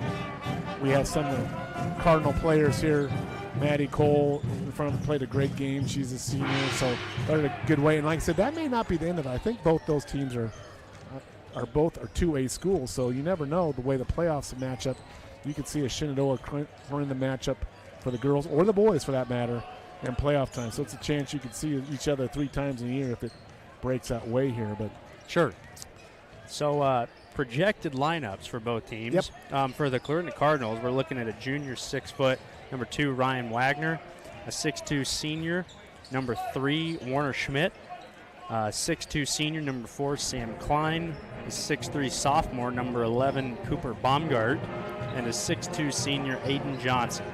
And for the Shenandoah Mustangs, the projected lineup is a 5'11 sophomore, number 1, Carter Sells, a 6'2 junior, number 3, Joe O'Rourke, 6'8 senior, number 11, Brody Burdoff, 6'8. Yeah, 6'8. He's a tall cup of tea. Yeah. 5'10 sophomore, number 13, Gabe Buttry, and a 6-foot senior, number 15, Logan Twyman. Yeah, like I said, those are projected that we think will be starting line. Of course, there could be some changes, but I have seen Carter Sells play, and he's the real deal as a sophomore. It's interesting that we talked about Scammon from the girls' perspective, sophomore being such a great player. Carter Sells is the same on the boys' side. He is a player that can beat you from the 3, or he can drive. In fact, the game we saw against Red Oak earlier week, he didn't look at the 3. He was everything driving to the bucket and got most of his 20-some-odd points from drives to it. But I've seen him on nights when he's lit it up from the 3-point line. And, of course, you got that big, tall presence in the lane there, Brody Burdorf, that presence. And then I think the interesting thing when I looked at the Clarinda, they lack a little bit of height. But when Clarinda goes down their bench to Jordan Butt and Aiden Johnson, those guys have got some beef. Yeah. They don't have the size, but Clarinda will certainly not be lacking for strength tonight. These two teams, of course, hook up in football. Shenandoah winning that football game as well this year, too. A long time since they have beaten Clarinda football. So, there's a lot of motivation because a lot of these Clarinda basketball players are football players, too. In fact, drop a little nugget on you here. Sam Klein is one of the top long snappers in being recruited for basketball. We got Coach Privy here. We're going to do a Coach Privy, how you doing? Thanks for dropping by. Have a seat there. You're right. I got to warn you. You're next to the gong. You're going to hear a gong behind you here. It's quite loud. I'm sure it is. Your team played quite loud tonight. What an effort! Maybe the best all-around effort for your team all year so far. Yeah, just executed our game plan. Did a great job defensively. Obviously, Scammon's a heck of a player. Did a great job guarding her all night. And our other 4 on the backside in our zone, just finding shooters and flying around on the defensive side. And then offensively, I thought we did a great job just keeping it simple, taking the right shots, inside out. Did a great job all night shooting the ball. Well, and I thought you pushed the ball down the court a lot. You beat the Phillies down the court quite a bit. Is that something you saw from the first game that you want to take advantage of? So many, many times you pushed that ball and beat it down court. Yeah, I mean, that's not really something we've done quite like that all year. Just had great transition opportunities. Rebound outlet and hit ahead, and we were down on the other side getting layups. So we'll take those any day of the week. I also thought, a little bit two parts, but I thought you made a great defense effort. Kylie Meyer thought did a great job on scamming, holding her well below her point total. Yeah, and it was a team effort, but Kylie's jumped out at me. Last time we played her, we struggled getting fouls, and Kylie couldn't be on her as much as we wanted her to, and she did a great job showing her hands tonight and staying out of foul trouble. So credit to her. She played just as much as Kaylin did tonight, so Kylie did a phenomenal job all night. Yeah, when I looked at the stats in that first game in Shenandoah, they went to the line 30 times in that game. I'm sure that was a point of emphasis for you this game to play cleaner defense and not getting so much foul trouble. Absolutely. Focused a lot on showing our hands this week and just playing great defense. So where's your team at now? You're in the middle of the second half of the season. You've got a good feel for your team. What are some keys to your team down the stretch here as you get into the not quite, but almost the latter half of the season now? Yeah, I think it's just exactly what we did tonight. Just executing our game plan defensively and doing a great job there, rebounding the ball and playing the other way, and just taking the right shots on offense, inside out, and shooting with confidence. Well, Coach, great game, just an all-around game. You controlled her from the tip, and, I want to make one other point. I thought Carson Wilhausen played a really good game. She only had 4 or 5 points, but it seemed like she was really there defensively and rebounding for you. Right. It's always ideal when you can keep her in the bottom of your zone and let her block shots on the inside. So she did a great job there tonight and rebounding the ball as well. So final question. We noted during the game your height and Coach Weinrich's height. So who gets it done one-on-one, you or Coach Wein? Who's going to take it one-on-one? I'd like to think I got the advantage being a little bit younger, but I don't know what he's got. So you both have the height. I mean, the 2 tallest coaches, I think, in the conference. So right there you go. That's right. Coach, great job tonight. Good win. Appreciate it. Thank you. Coach Trivia of the Clarinda Cardinals girls basketball team with his team victorious tonight over the Shenandoah 73-42, and we're just moments away from Will tipping off this game between the Mustangs. I will not have to sit now. If I start saying Phillies with the Mustangs, I kept saying Mustangs with the Phillies. Now, if I say Phillies with the Mustangs, I apologize in advance, but hopefully I'll just say Mustangs here in this first game. That's a rarity anymore. Most schools have moved away from that nomenclature where they just call, back in my day, it used to be the Tigers and Tigerettes. Okay. I don't know if you knew that or not. I didn't know that. It was the Tigerettes. There's a lot of F's on the end of teams. Sure. I don't know why. I don't have anything to do with it. I wonder, so my mom was an Ozark hillbilly. She was a hillbilly. What do you call a female hillbilly? Can we say it on air? I don't know.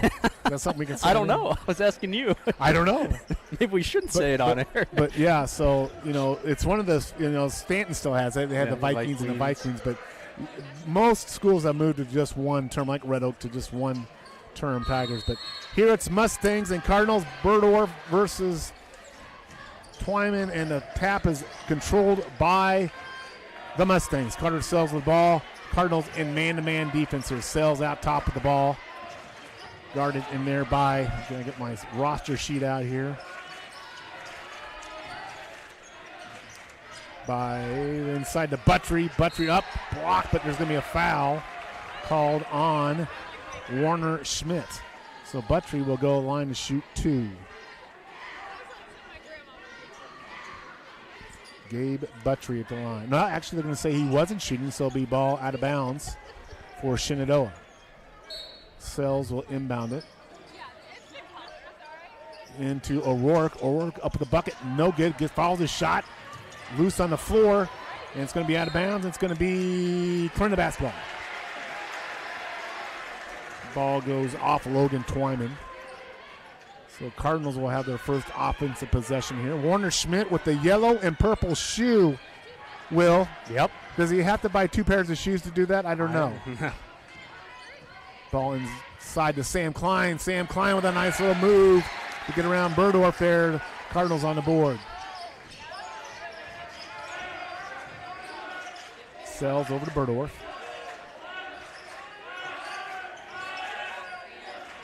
Mustang swinging the ball down low to Buttry. Now double team comes. Hands in there by Baumgart. Gets a steal. Cardinals on this run out. But good hustle back by Rourke to knock it out of bounds and stay with Clarinda. Yeah, I'd say we got a full gym tonight. We are commenting in the student section. That's a full student section tonight, Will. It's all the way up the section there. And Shan's got a few students here as well. Yep. The band is here. It's a perfect Friday night of basketball in a packed gym. Sam Klein inbounds over to Ryan Wagner. Baumgart, guarded by O'Rourke. Good give and go into Klein. Klein's going to be fouled there. And he'll shoot 2. Nice little give and go there. Coach Buttry over there saying, hey, his hands are straight up. Coach Seifert saying, hey, good call. Sam knocks down the first one. Sam averaging 11 points per game. 11 points per game. Almost 7 rebounds. Second shot by Sam is good. And I think one thing, Cardinals hitting their free throws tonight when they get them. The ball's loose down the backcourt. Buttry runs it down for the Mustangs. They got to hustle to get across the timeline. They do. But he's going to step out of bounds. The pass went up court to Burdorf, and he caught it, but stepped out of bounds on the Clarinda bench. It'll be Cardinal basketball. Just underway, 4-0 Cardinals over Mustangs here in the first quarter. Mustangs in man-to-man. Noah Harris back inside to Schmidt. Schmidt's going to, ball's going to be tapped out. It's going to stay with the Cardinals. Neither team, other than really Burdorf, has much of a height. Everyone else is pretty much not really much of a height advantage, even at the guard positions. They're all pretty evenly matched height-wise. Klein over in the corner to Harris, and he's going to be called for traveling. Cardinals coming with a little full-court press here of man-to-man variety.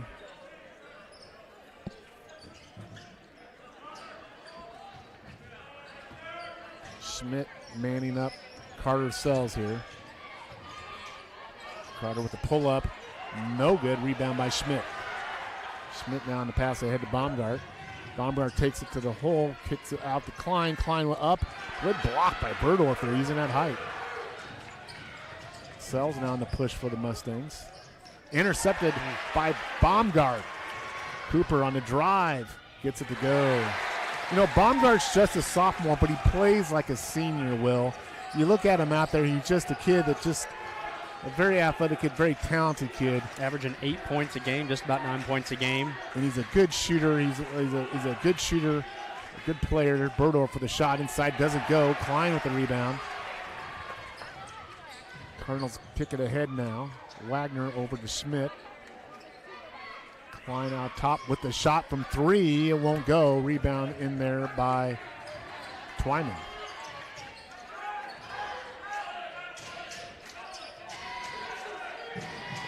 Twyman looking over to Burdorf.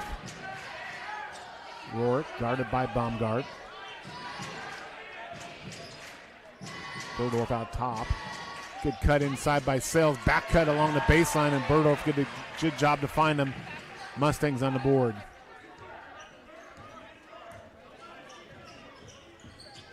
This is Ryan Wagner, guarded by Buttry. Sam Klein swings the ball to Harris. Mustangs switching on defense here. Klein with the dribble drive now. Up and goes. He's going to not get the bucket, but he's going to get the foul. Is that the second? No, that's going to be the first foul on Burdorf, I believe. Yeah, first foul. But Klein will go and shoot 2. So we had 2 Wagner's girls in the girls game. We have 2 Wagners in the boys game. You got that straight? 2 Wagners and 2 Wagners. That's right. And we've also got a Wellhausen. And a Wellhausen. Klein with the second free throw, so 7-2. Ball is inbounded, and it's going to be tapped out of bounds by Sell, so it'll be Clarinda basketball. Commend the effort. Yeah, good effort, but kind of a wild inbounds pass, and Carter tried to save it, but tapped it out of bounds, so it'll be Cardinal basketball here. Riker Wolf comes in for Logan Twyman here. Ryan Wagner brings the ball up, guarded by Buttry. The wing to Baumgart. Good pick and roll there, you betcha. And Noah Harris came in, set the pick, did the roll. Baumgart gets the ball, 2 points for the Cardinals. And Riker Wolf with a hard drive. He's going to draw a foul beyond the baseline. Pick and roll, give that an A+. Love those pick and rolls, Will.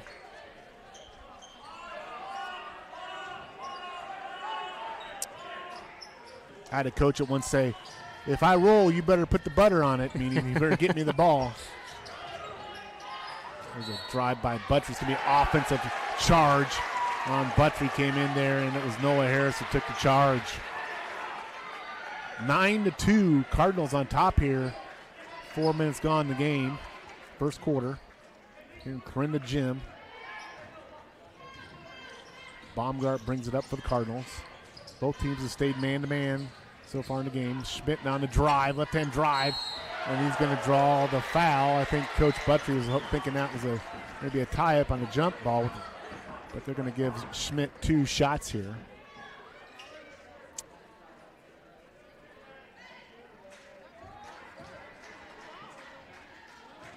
Warner Schmidt misses the first one. Warner, an athletic kid, plays multiple sports. I got to ask him about his shoes. The purple and yellow shoes. I think he has 2 sets. You think so? I think it's 2 sets. And then he can wear the left yellow one and the right purple one. Yeah, I never thought of that. He makes the second one, so it's 10-2. Cardinals on top here. Mustangs with the ball now. Wolf out top for the Mustangs. Riker Wolf. The dribble drive, spin, in trouble now, gets it back out to Sells. 10 seconds on the shot clock. Sells takes it down, gets a shot up. Good. And there's that strength, right? Yep. Yes, sir.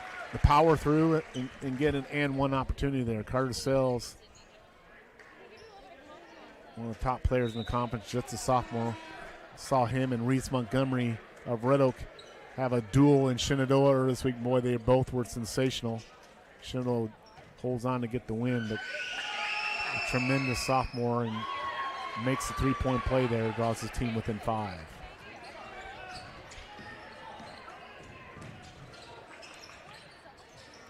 Baumgart now, trying to work that pick and roll on the left wing this time.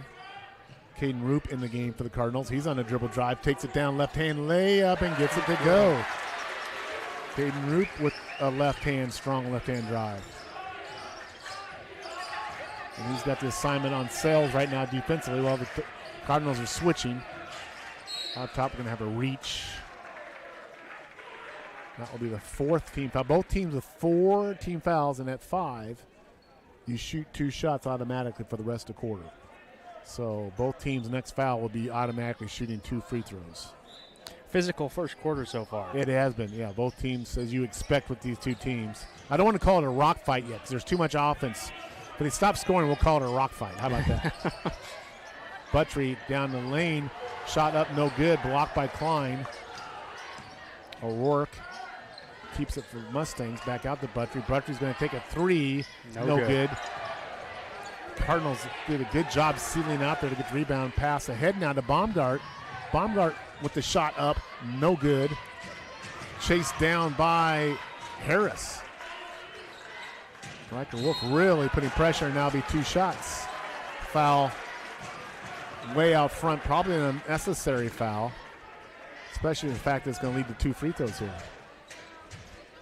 Looks like Nolan Wagner, the sophomore, is going to check in here. We're only allowed to have 1 Wagner on the court at a time. What if we had those 2 Wagner girls and 2 Wagner boys play? We'd only be 1 Wagner shy of a full Wagner team. Ryan Wagner scores. Ryan knocks down that free throw, and he's averaging 5 points a game. Yeah, I mean his real thing is he kind of runs the show out there from the point guard. It looks like Nolan's going to come in for him here if he makes his shot. He does not make it, but the rebound kicks out to Noah Harris. He puts it up, and it goes. Good. So Noah Harris gets the rebound and put back, and that's a three-point play essentially for the Mustangs. Well, Sells now with the drive, no good. And we're going to have a foul on the Cardinals, and the Mustangs are going to go line. So we're going to have a parade to the free throw line here for the rest of the quarter. Yes, sir. Well, as physical as they're playing. Second foul on Sam Klein, so we'll see if Coach Seifert rolls with Sam Klein here, takes him out with those 2 fouls. Shot no good by Sells, and he's not. Income, but this is where the Cardinals have a little bit of advantage. They bring in a big guy from the bench, even a bigger guy. They bring in number 24, Aiden Johnson. He's 6'2". I don't know what he's listed at, but he's a large person. Sells second shot up, and it's good. 15-6, Clarinda over Shenandoah. 2 minutes to go here in the first quarter. Nolan Wagner in to Aiden Johnson. Swings the ball to Roop. Roop to Harris. Baumgart on the drive up. He gets it to go. Cooper Baumgart. And now we're going to have something after the basket. I don't know if there's a warning or something on Cooper. It's a warning, I think. I don't know if it's touching the basketball or something Cooper did, but it's a warning. You know what, Will? I like the fact that the official gave some sort of warning there rather than just call the foul. Or technical was a technical one. I think that's fair to say, hey, that's it, no more. You've been warned. Motions run high in these rivalries. Kick out to Burdorf now. Burdorf is strong to the hoop, gets it up there, no good. Rebound Aiden Johnson, but strong move by Burdorf. Gaden Root now, guarded closer by Sells, but it's going to foul on Sells. And is that his first? But it's, again, Mustangs over the foul limit, so 2 free throws. You know, this rule change, Will, was 3 years ago, and used to have 1-on-1 shots. Mm-hmm. You know, they don't have anymore. So once you get the 5 foul limit, you are shooting automatically 2 free throws. And that's quite, you know, like this situation right now, 1:33 to go. Both teams are in the foul limit. You've got to really play differently, I think, for the rest of the quarter when you're in that level of fouling situation of 5 that you know any foul's going to be 2 shots. Play cleaner, but for sure. You got to make your free throws, too. Right there, Clinton misses both those free throws, so that's you get them, but you got to make them. And now here will be another foul call. Getting a foul almost every possession on, aren't we? So I'm going to age myself with this comment.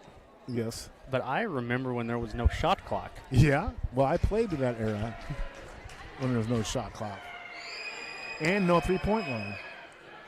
Burdorf makes the first one. Brody Burdorf. 6 foot, you say 6 foot 8 inches listed as? Yes, sir. 6'8" senior.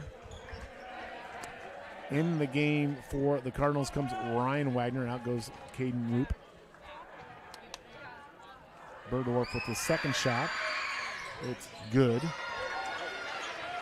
So the game has slowed immeasurably here since we've got to the fouling situation. It's a free throw shooting situation. Ryan Wagner now guarded by Carter Sells. Ryan right the step back shot. No good. No good. O'Rourke with a pass down low to Twyman. And misses a shot, but gets his rebound. Goes back up with it. Doesn't get it, but's fouled. So he'll get 2 shots. How many fouls have we had in this first quarter here? Well, I would say we've had a total of 13 or 14 fouls between the two teams. Right in that range. And that's a high pace of fouling, Mr. West. Yes, sir. We could be here a while tonight. Shot is good from the free throw line by Twyman. And I think maybe the team that shoots the best from the free throw line tonight at this rate may have the advantage. Twyman's second shot is good. So Shenandoah has knocked down their last 4 free throws. Under a minute to go here, first quarter. 17-10, Cardinals on top of the Mustangs. Baumgart on the drive, kick out to Ryan Wagner. Wagner with a 3-shot, no good.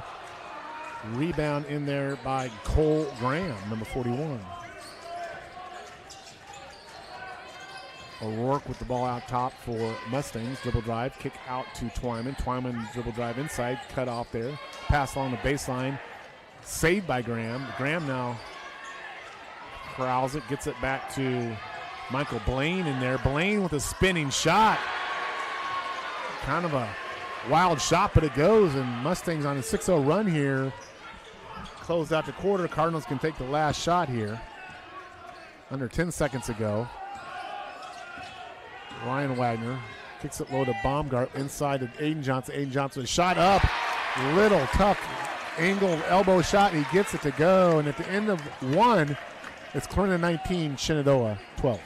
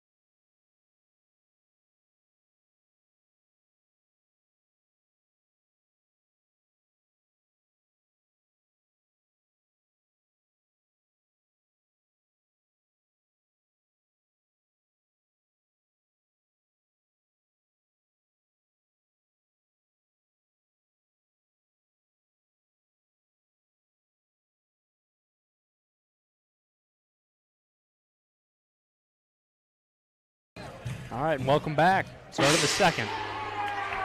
What's the score? Score's 19-12. Cardinals winning Over the Shenandoah Mustangs, You not the betcha. Phillies. Not to, have I called them the Phillies? I don't think so.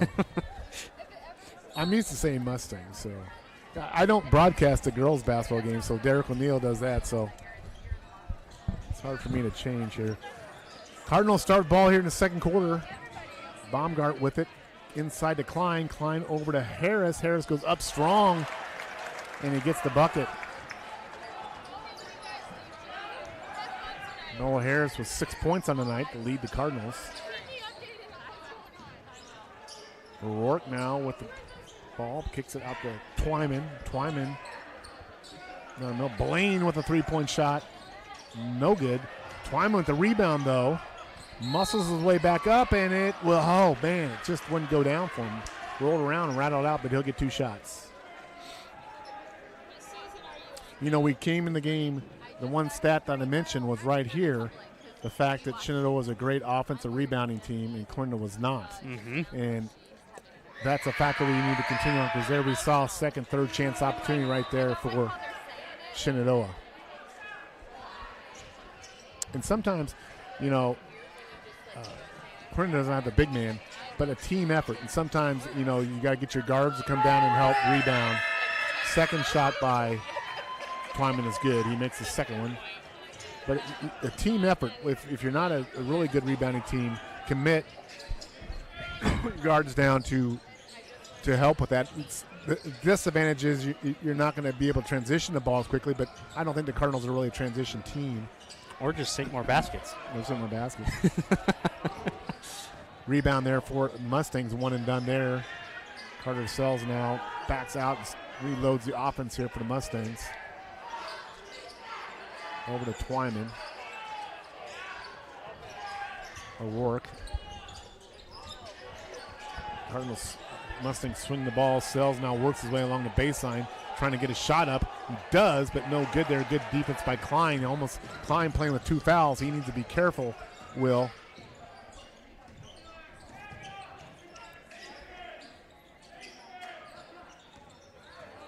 Warner Schmidt out top now for the Cardinals. Ryan Wagner. Klein along the baseline, kicks out. Harris on the drive. Boy, nice move there by Noah Harris. He was under control on his drive wheel and avoided contact, slid to the right, but able to get the shot off the glass. He's got 8 points on the night. And he's averaging 5 a game. Yeah. Having a night. And he just makes a steal and a pass ahead here to Wagner. And Wagner can't get to go.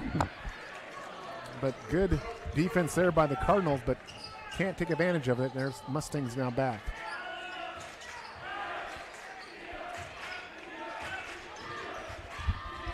I'm looking for my water. And there's a three-point shot from the top key by Logan Twyman. 23-16, Mustangs chop the lead to 7 here.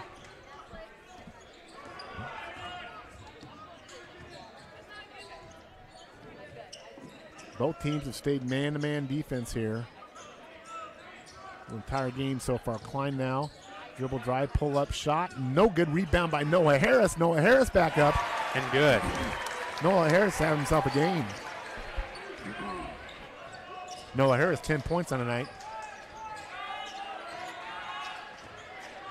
25-16, Clarinda over Shenandoah. 5 minutes to go in the second quarter. Sells a three-point shot. No good. Rebound by Baumgart. Baumgart now with a dribble drive. Kick inside to Klein. Klein goes up with it, and it can't get it to go. Blaine with the rebound.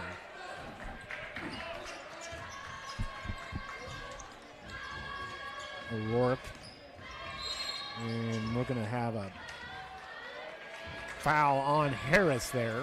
A little cleaner second quarter than the first quarter so far. Knock on wood over there, but you're right. So far, teams have cleaned it up here a little bit this quarter. New batch of players coming in. Nolan Wagner in for the Cardinals. Caden Roop in. Riker Wolf will inbound up for the Mustangs out to Blaine. Blaine out top. Blaine gets it to O'Rourke. There's a good matchup of Harris and O'Rourke with the strength to get that one to go. O'Rourke's first 2 points of the game.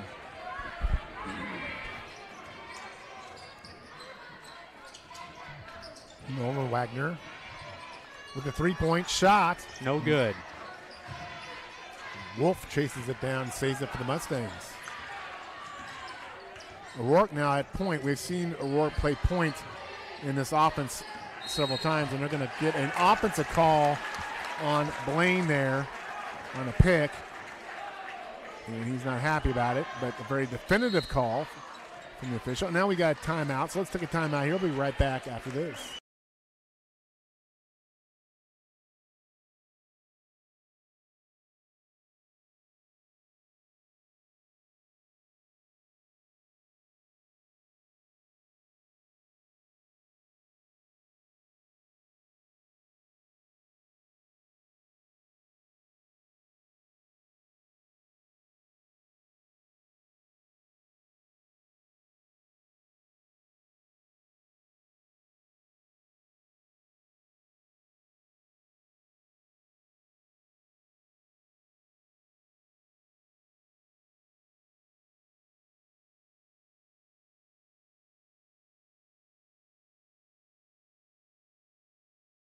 And welcome back.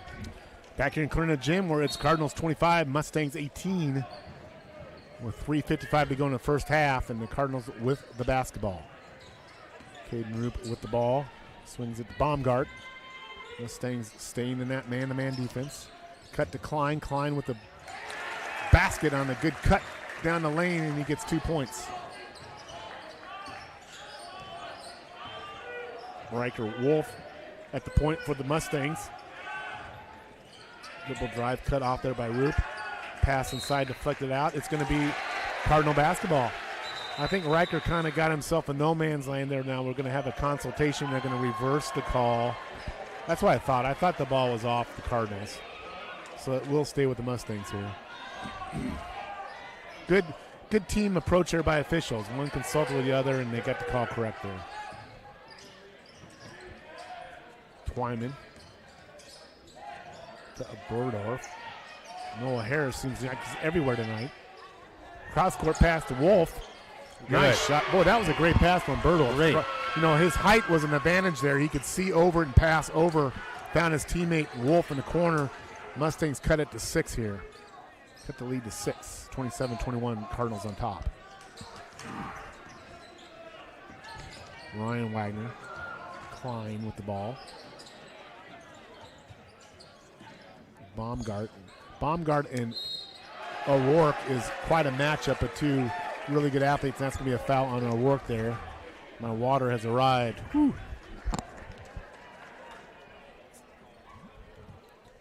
The free throw line is Baumgart. He's got 10 points, no, excuse me.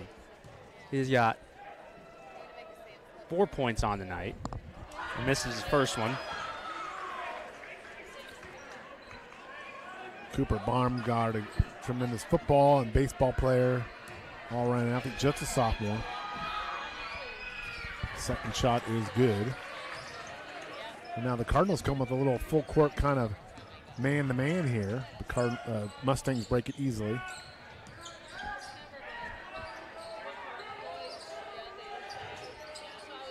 Kick inside to Berdorf. Berdorf with the height goes up, can't get it to go. Ball's loose, picked up by Noah Harris. Noah Harris on the break, teammate Wagner on the run. Out, and he gets it to go. That was Noah Harris right there with the assist. Noah Harris is having a game. Buttering out the ball, jump shot, pull up, no good. Rebound Klein. Klein kicks out to Baumgart. Ahead to Roop. Roop with a layup, and it goes. The Cardinals beat the Mustangs down the floor there. Break this out to 11-point lead. Timeout, Mustangs. This is about the Clarinda's biggest lead of the night so far. Yeah, they just a couple turnovers, breakouts there, and beating the Mustangs down the floor. We'll keep it right here with 2 minutes to go. And as we always say, 2 minutes in and a half, 2 minutes out of the half are big. Could be big momentum shifts here. So right now, Clarinda's got it their way, and your Mustangs, you want to cut in this gap a little bit here before halftime. Yes, sir. And not let this get away from you. But Clarinda has done a good job on that defensive glass, which we thought was very important. Mustangs have scored a couple times on offensive putbacks. For the most part, though, the Cardinals, I think, have done a pretty decent job on that defensive glass, and have done a good job pushing the ball up court, too, as well. So yes. 32-21, you know, Clarinda comes in this game. I think Clarinda's only averaging 48 some odd points. So this is a high score. Sure. First half for the Mustangs. They're on pace, of course, here for 64 points. This is really more of a Mustang-type tempo of the game, an up-tempo game. But sure. But right now, with 2 minutes to go, Mustangs have a chance to get the ball here and kind of break this mini run if they can get a bucket here. Cardinals bring in Jordan Butt into the game. Sam Klein will get a rest here. So Mustangs will go with Blaine, Sells, Twyman, Berdorf, and Wolf. Mustangs will mount in front of their bench. Carter Sells with the basketball. Kick out to Blaine. Blaine guarded by Baumgart. Blaine is stolen away by Jordan Butt. Nice hands there by Jordan. Kick ahead to Baumgart. Baumgart goes up, does not get it. Rebound, no good. Baumgart stays with it. Cardinals stay with it. On the second, third chance, Baumgart gets it to go. Sells with the shot, no good there. Carter came down and just kind of made a one-on-one move. And you get the sense that Mustangs are a little out of rhythm right now. Yes. Good Cardinal defense here, and as much as offense is about grit and determination, offense is the opposite. It's about trying to get in a rhythm, and your defense can disrupt that, and I think that's what the Cardinals have done to this point so far in this game. Most players have certain spots on the floor they like to get to shoot the ball, whether it's a corner, wing, drives, whatever. If you can prevent those players getting from their preferred shot selections, you're forcing them to alter their game. Sure. And that's really a big part of defense, is trying to take away the things offense likes to do. It's easier said than done, but right now the Cardinals are doing a good job defensively. Sells makes both free throws. Jordan Butt now in the operating low bucket. Go to the Roop, blocked by Berdorf. Roop's going to have to get out of lane. He's going to get 3 seconds. He does. Out top to Ryan Wagner. 10 seconds on his shot clock. Caden Roop now circling. 5 seconds on his shot clock. Cardinals way out top. Baumgart's going to do some 2-1. He gets a shot up. It's not going to hit anything. Nope. Shot clock. Good defense there by Mustangs as they really pushed the Cardinals out of their paint and got them out there extended and got a shot clock violation. That should count as a turnover. It doesn't in the stats, but I'm saying a shot clock violation is a turnover. Look that up. You're a lawyer. Look that up. So here we go. Wolf with the rebound. Kick over to Sells. Sells dribble drive, and he's going to almost got an and one there, but last couple times down, Carter has just taken upon himself to do some one-on-one, and he's going to go line again. Trying to create some offense for his team.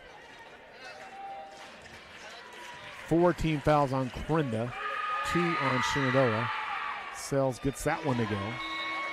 Klein and Schmidt back in, Roop and Butt out for the Cardinals. 34-24, 40 seconds to go, a year and a half. Packed gym. It's getting warm in here. You know it's a packed gym when it gets a little warm in here. Short on that shot. Ball is loose. Picked up by Burdorf. Mustangs a chance to sell another shot up, but no good there. Maybe force that one a little bit. But there's a steal by, nope. Loose ball picked up by Sells. Sells now on the drive. Kick out to Wolf. Wolf with the 3-point shot. It goes. And you get the sense of a little momentum here from the Mustangs. Yes, sir. Will down 7, 20 seconds to go. Cardinals should hold here for 1. 12 seconds to go. 8 seconds to go. Wagner out top. Cardinals need to make a move here. 4 seconds, 3 seconds. Noah Harris with a shot at the horn. No good. At half, it's Clarinda 34, Shenandoah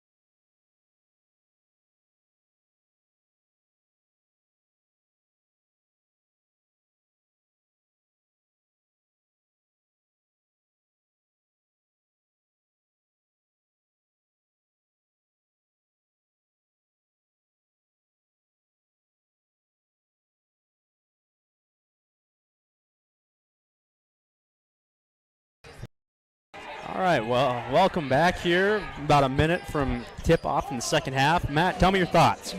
Well, Mustangs got a little bit of momentum there right before half. I think Clarinda's had biggest lead was maybe 12, maybe 14 points. So Mustangs with a little bit of run there. We, second half here, we'll see where we start with the first couple 2 or 3 minutes. But Clarinda needs continue to be controlling those offensive defensive glass, get some runouts, live ball turnovers. Mustangs need to take better care of the ball. And I think they're a little bit frustrated offensively and not try to force things offensively. Yes, sir. And look for their shots a little bit more on the perimeter. I think maybe the Mustangs are working a little too hard to get inside, but work the ball on the perimeter, work that ball against that man. Both teams to stay in the man defense. Maybe one of the teams to make an adjustment here, but you got to sense a little bit of momentum was on Shenandoah's side there at the half. We'll see if that carries over here and starts second. The first quarter and the second quarter are remarkably different in my mind. The first quarter, very, very physical. You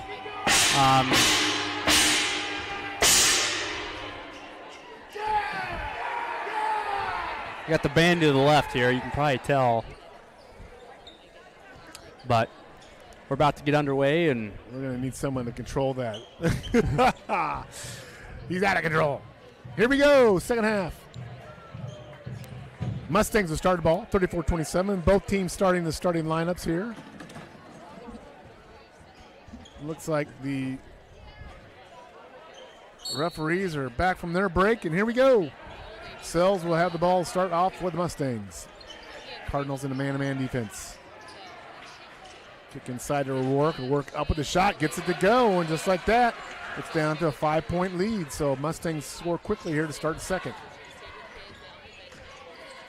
Mustangs in man, and we got a carry on, that's a rare call you rarely see, but I like to see those calls if it's called consistently. But yeah, carry on the Cardinals here, so that'll be a ball back to the Mustangs.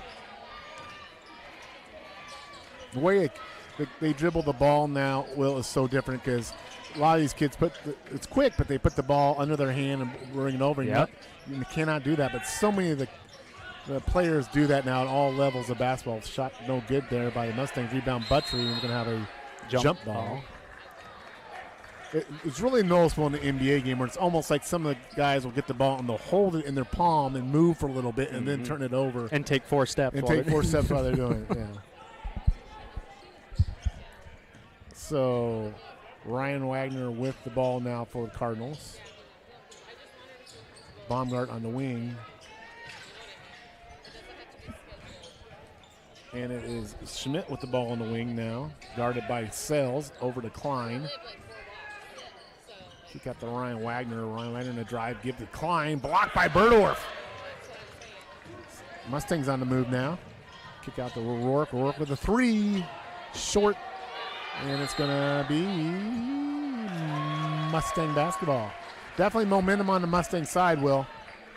I'm hoping that it comes down to be a good game. It's been a great game so far. Yeah. The Mustangs just got the sense they're kind of inching their way back in. Down 5 here. Bucket will cut it to 2 or 3 here. Or excuse me, 3 or 4. My math of 3 or 2, yeah. So Sells on the spin, fouled. Be 2 shots. I think he was in the act of shooting.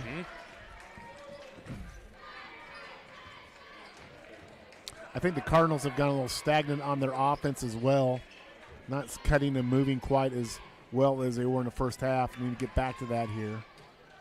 Carter Sells at the line.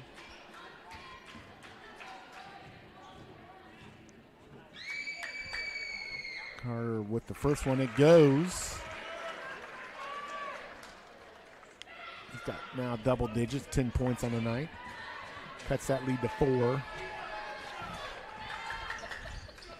Second one goes good. Mustangs down 3. Mustangs out strong here to start second half.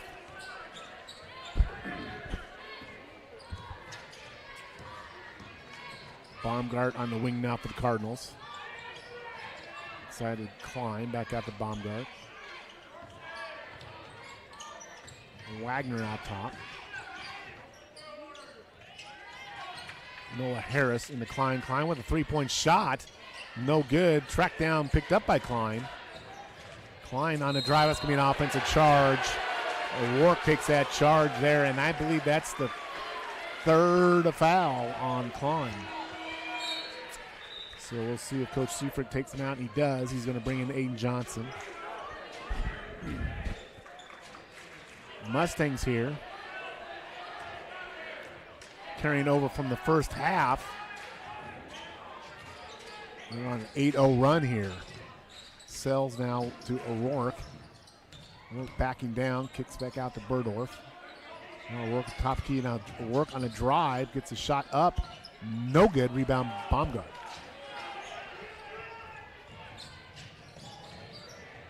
Schmidt over to Harris. Harris with a pass down low to Aiden Johnson. Nice pass by Harris. Finds his teammate Aiden Johnson for an easy two. 36-21, Cardinals on top. O'Rourke on the drive, cut off by Klein.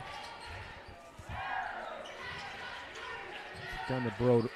Berdorf looking for a cutter. Back out top to Twyman. Twyman with a three. It's short. Good box out there by Aiden Johnson. Cardinals with the basketball. Baumgart now on a drive. Under control. The Euro step. Doesn't get to go. Ball loose in the corner. It's going to be, they're going to say Mustang ball. 5:11 to go in the third quarter here. Clarinda on top, 36-31. In the game that they have led most, if not all the way, and have led mostly by double digits, the Mustangs have cut down to 5 now. We have a foul on Baumgart. That would be his second, third team foul. Again, we saw in the first quarter, you noted the difference between the first and second quarter, Will, and that first quarter became a free throw shooting contest last 2-3 minutes. We're heading that way here for Clarinda with 3 team fouls, 2 more, and Mustangs are shooting 2 the rest of the quarter, and that's a big, big advantage to have in a quarter. Absolutely. Berdorf inside now to Twyman. Twyman up, and it's going to be a foul. That's a 4th foul, so that's going to be in the act of shooting. So essentially from this point on, Mustangs will be shooting 2 shots the rest of the quarter on every foul. It's very, very hard to play defense when you've got 4:48 to go in a quarter, knowing every foul from that point on, the rest will be 2 free throws, not just 1-on-1, but 2 free throws. So let's see, but you got to make them. And then Twyman misses the first one, so when you get there, you got to cash them in.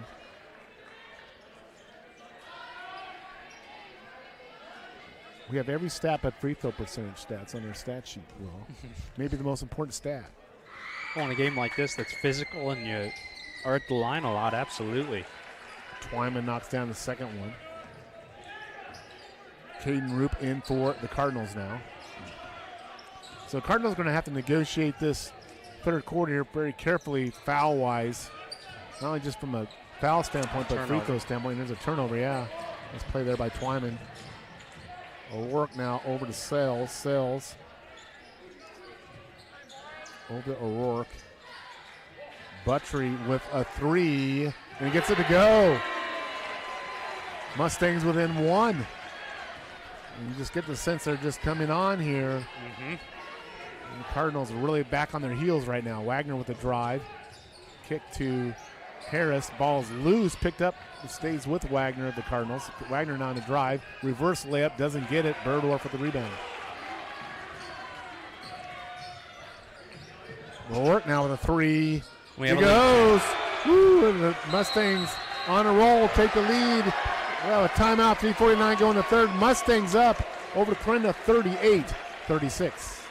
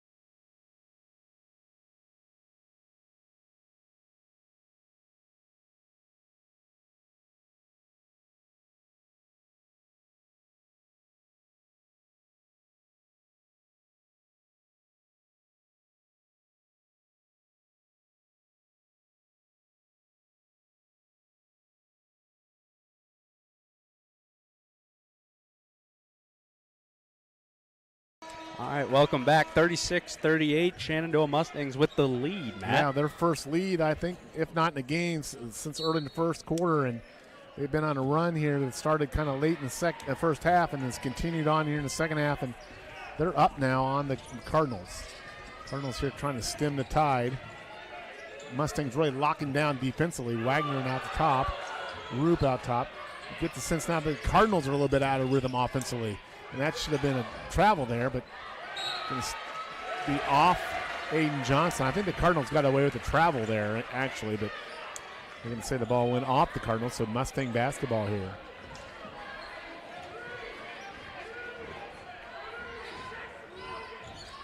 Sells now with the ball for the Mustangs. Double drive cut off by Wagner to Burdorf. Burdorf swings it to Twyman. Back into Burdorf. Kick out to O'Rourke. And we're going to travel. Kind of a delayed travel call, I thought, maybe, but nonetheless it was travel, so it'll be Cardinal basketball. And again, Cardinals in a precarious situation, down 2. Foul situation in this quarter is against them heavily. And needing to get something going here offensively. With only 2 points this half, being outscored 11-2 this half. Inside now to Harris. Harris to Aiden Johnson. Aiden Johnson gets it up and doesn't get the bucket, but he'll get 2 free throws there. Foul on Burdorf. Burdorf's second foul, but at the free throw line is Aiden Johnson. Yeah, but the score was 34-27 at half. 3 points per game, and Aiden here at the line. He's already got 4 points on the night. He'll have 2 shots, but 11-2. Mustangs outscoring the Cardinals since halftime here. Aiden Johnson will take 2 shots for the Cardinals. First shot is up, no good. Wolf and Cole Graham in for the Mustangs. Burdorf and Twyman go out. Coach Buttry rolled with that starting 5 for the first 5 minutes or so of this quarter. Johnson's second shot, that's good. Cardinals claw back within 1 now. Sells running the point mostly for the Mustangs now.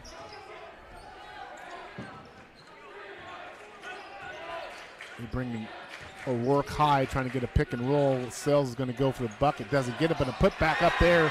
Those offensive rebounds, Will, we talked about it right there. Cole Graham put back for the Mustangs. Blocked there by Riker Wolf. Mustangs on the move again. Sells with a 3-pointer. In and out rebound, but there's going to be a push-off on Buttry. Cardinals were fortunate there. Got to call on Buttry because he had a wide open 2, but he pushed off to do so, said the officials. So the Cardinal basketball.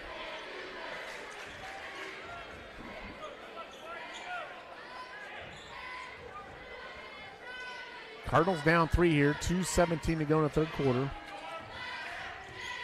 Pretty much full house here in Clarinda Gym tonight. And it's Ryan Wagner on a drive to the bucket. A much needed 2 for the Cardinals there. Sells now just taking over the game. Dribble drive down, no good. But another putback, no good though. This time Cole Graham missing a putback there. Wagner on the run for the Cardinals. Give to Noel Wagner, blocked by O'Rourke, but it's going to be out of bounds. Stay with Cardinals. End-to-end action here. Wagner's flying down the court.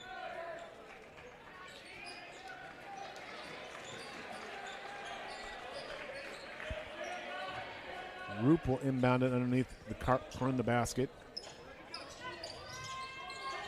Getting trouble, gets it in to Noah Harris. Oh, in and out. Nice inbounds play, but Harris could not convert it.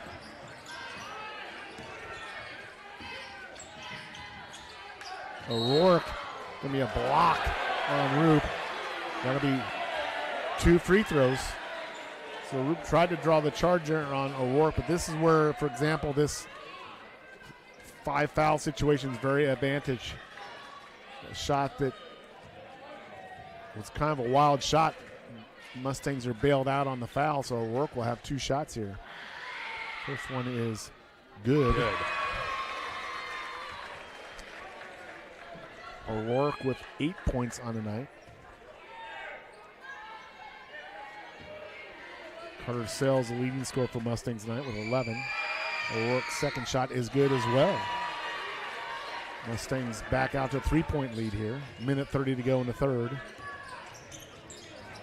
Good play there by Wolf to overplay the wing. Did not get the ball, but knocked it out. But it'll stay with Clarinda here. Good show of sportsmanship on that play. It was. It absolutely was to help up a teammate. Inbound to Baumgart. Shenandoah wanted over back on that situation. Boy, Mustangs really being disruptive here defensively, just locking down, deflecting passes, and really doing a good job here defensively in the Cardinals here.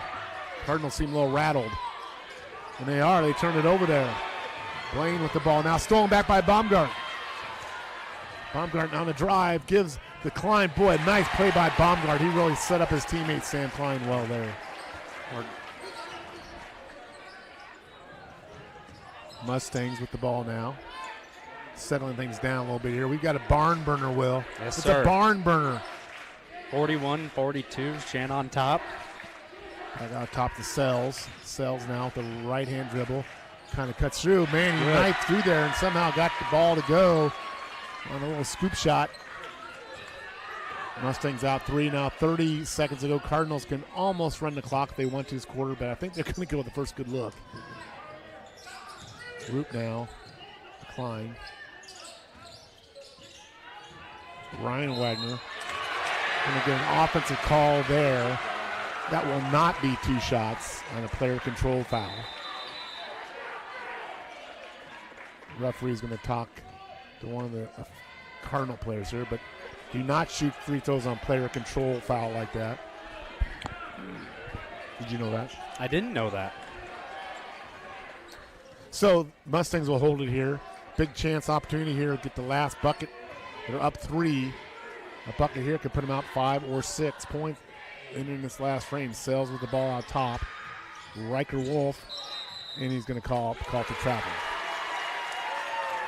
So just like that, Cardinals have a chance with 3.8, but they're going to have to inbound it in front of the Shenandoah bench and go cross half court to get a shot here. Shan obviously playing pretty tight. Mason Sells is going to come in for Riker for his brother here for the last 3 seconds of this quarter. Schmidt's going to inbound it over here to Baumgart. He's going to have a shot. He's got to pull it up. Shot goes. Hey. You know, we saw Cooper Baumgart hit a shot here a couple weeks ago at the buzzer to tie the game to send it to overtime. That wasn't quite as dramatic, but he hits a 2 there at the end of the third quarter. Into 3, Mustangs 44, Cardinals 43. We'll be right back.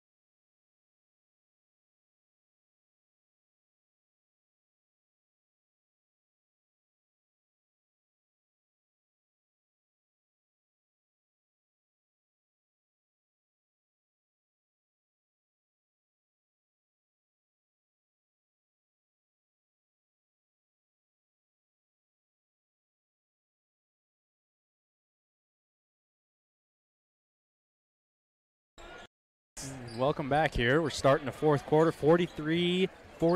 Shenandoah on top. They made a strong push in that third quarter, and they got the lead. Yeah, absolutely. And now they will start with the basketball. Mustangs will here to begin the fourth quarter.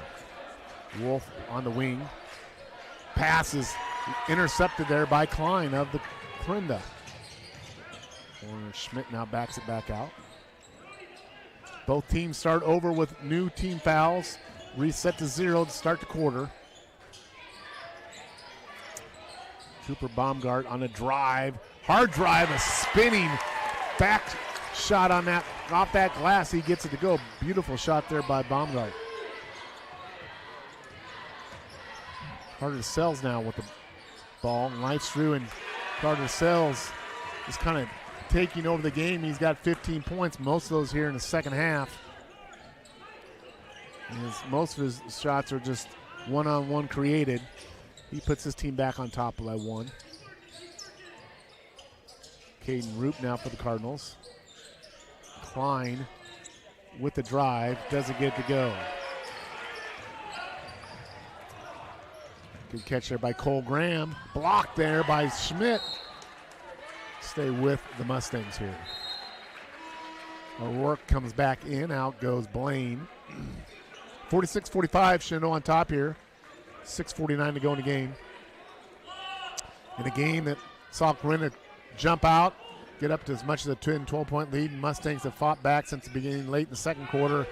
It's taken a lead, up as many as 4, having a 1-point lead now. O'Rourke with the 3 ball, no good. Rebound Burdorf. Burdorf back up. He's going to get fouled and get 2 shots. You know, fouls and free throws could really make a difference here in this fourth quarter. As tight as this game is, I mean, 1 foul could change the lead. Yeah, and we got to be aware of the foul trouble that goes with that. So you're looking at Schmidt with 3. You're looking at Klein with 3 fouls. Baumgart with 3 fouls. So, you know, once you get that 4th foul, you got to really play a little bit differently, or you're going to be out on that 5th. So we'll keep note of that here as we move down this 4th quarter here. Burdorf hits the second of his 2 shots, so 2-point lead now for Shenandoah, 47-45. Roop with the ball for the Cardinals. Guarded closely there by Sells. Give to Klein. Klein with a step-back 3. No good. Rebound Sells. Sells now the pass ahead. A little too high for even Mr. Burdorf at 6'8". Could not climb the ladder to get that one. As the player said, hey man, you're 6'8", you're supposed to get that. You go back, hey man, I'm not 7'2", I'm 6'8". Cooper Baumgart on the drive, and there's going to be a foul on O'Rourke. That will be the second foul on O'Rourke. Or no, excuse me, that call goes against Clarinda. They call that on Klein on the pick. Or did they call on Roop? Who was the foul on? Did you catch that? I didn't catch that. I think it's Caden Roop. So on the pick, so that will be Shenandoah basketball. Sells now down in the middle, rebound by Baumgart, no good there. Baumgart now on the push for the Cardinals. And traffic clears, backs it back out.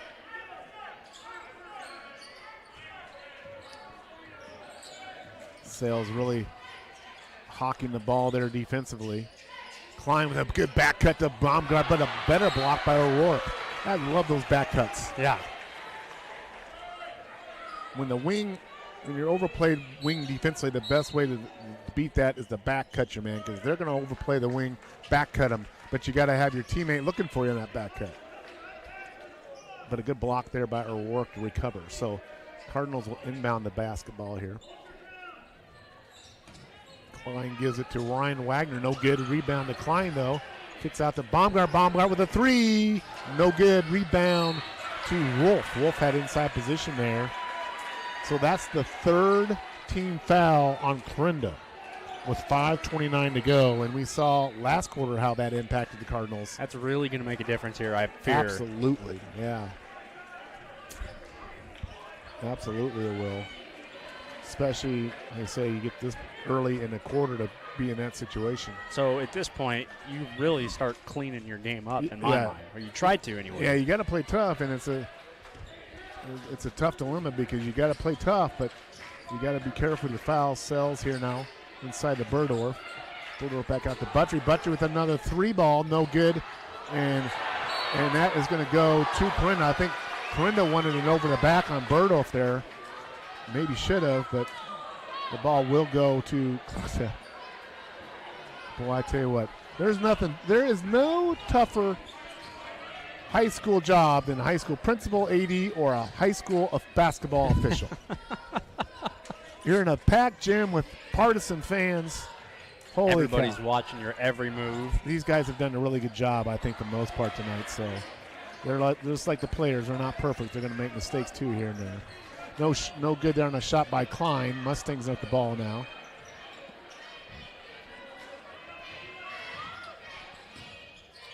O'Rourke to Buttry. Buttry on the drive. Spin.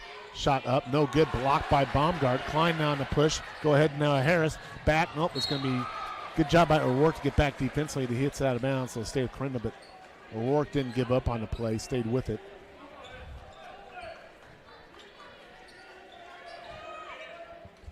So Ryan Wagner will inbound it here. Baumgart coming around the corner, not there. Inside to Harris. Harris blocked by Berdorf. Really makes a difference down there. Oh my, yes, he blocked out with his elbow, I think. Oh, Twyman for three. Big three by Logan Twyman. Shen's got some momentum here moving into the late fourth quarter. 5-point lead for the Mustangs. Wagner on the drive. There's a big bucket for the Cardinals in the timeout. Cardinals will keep it here.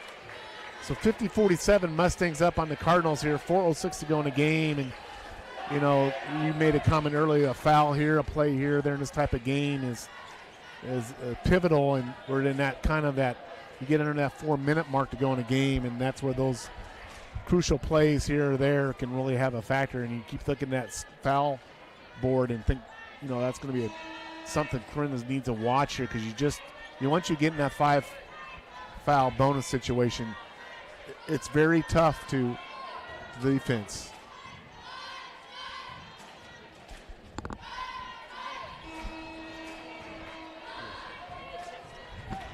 So here in Clarinda, and that was a score in St. Albert's. It is St. Albert's in a boys game in the fourth quarter with 4:16 to go. There it's St. Albert's 45, Red Oak 39. That game's in Council Bluffs tonight. That's on 95.3 FM. Bringing you two games tonight. Streaming here with the Clarinda Shenandoah. We've got the Tigers and St. Albert's on 95.3 FM. Sells Mustangs with the ball, kicks out to Wolf. Wolf now dancing down 3-point line on the drive, gives it O'Rourke. Mustangs running a little clock here. O'Rourke into Berdorf. Berdorf turns around, finds Wolf in the corner. Another three ball, no good. Rebound by Wagner. And Wagner with the shot, and it goes. That's Nolan Wagner, the sophomore, with the shot. 50-49. Carter Sells now. Gives it O'Rourke. We're in the student body section getting in the game now. 3:17 to go in the game. Berdorf a low post with a hook shot up. Good. Nice little strong move over his smaller opponent, Aiden Johnson. Berdorf with the bucket. Berdorf with 11 points, having a really good game tonight. Aiden Johnson for the Cardinals. I think the Cardinals need to run something here for Klein or Baumgart if you can. Aiden Johnson kick out to Nolan Wagner. Nolan Wagner in the drive. Spins back out, knocked out of bounds, but it'll stay with the Cardinals. Coach Seifert here yelling instructions in from the bench. 14 seconds on the shot clock. Cardinals in the Klein in the corner. Klein to Johnson. Johnson with the spin, the hook. Oh my goodness. A hook shot from mid-lane off the glass by Aiden Johnson. He's having a good night. I don't know if he meant to do that, but he'll take it. He's having a good night. He is. Berdorf now with the low post movement. Berdorf with a turnaround.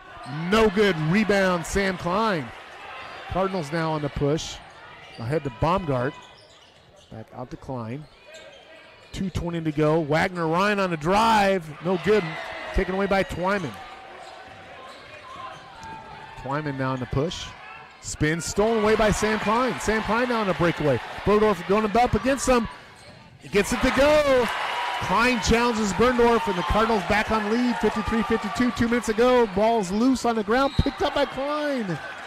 but he stepped out of bounds, so it'll be Mustang ball. We got a ball game here, Will. So we've had 2 lead changes in the second half. Yeah, absolutely. Timeout, Mustangs. We'll keep it here into inaction here. And Cardinals a little late run here. Get back up, down as many as 3 or 4. Cardinals have rallied here. So if you're on either side, either bench right now, what are you saying? If you're on Clarinda's bench, what are you saying? Well, I think for Shenandoah, you want to get something attacking the rim with Sells or O'Rourke. And then for Clarinda, you need to make sure you limit the offense and defensive glass. We have seen, Shenandoah get second, third chances, so take care of the ball. And then I think Clarinda wants to be a little bit more methodical in their offense approach here. Klein and Baumgart are probably the go-to options offensively here. But take care of the basketball, rebound the basketball, and then work for good shots, both teams with that. And you may see a press come out here. I think your stat that you gave at the beginning of the game, the fact that Shenandoah is second in the Hawkeye 10 and rebounds. Yeah, and Quinn is so not a good defensive rebounding team. We have seen Shenandoah have some success in that area tonight. I think to some degree that's why Shenandoah was able to come back. Yeah, they've been attacking the glass pretty effective here. They will get a ball here underneath their bucket. They have 35 seconds on the shot clock. 1:58 to go in the game. Corona up 1. Sells will inbound it for the Mustangs. Looking. Gets in the corner of Rourke. Rourke to Wolf.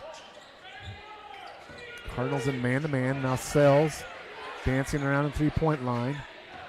Guarded by Klein. Dribble drive. Shot up. Blocked by Klein. It's going to stay. It's going to be Clarinda basketball. I thought maybe it went off Sam Klein, but they're going to give it to the Cardinals. Good defense there by the Cardinals. Nolan Wagner in for the Cardinals now. Bring the ball up. Guarded by Wolf. Give to Klein. Back cut to Baumgart. There's that back cut. When you play on that wing, back cut him. It's a beautiful thing, Will. 56-53. Cardinals up.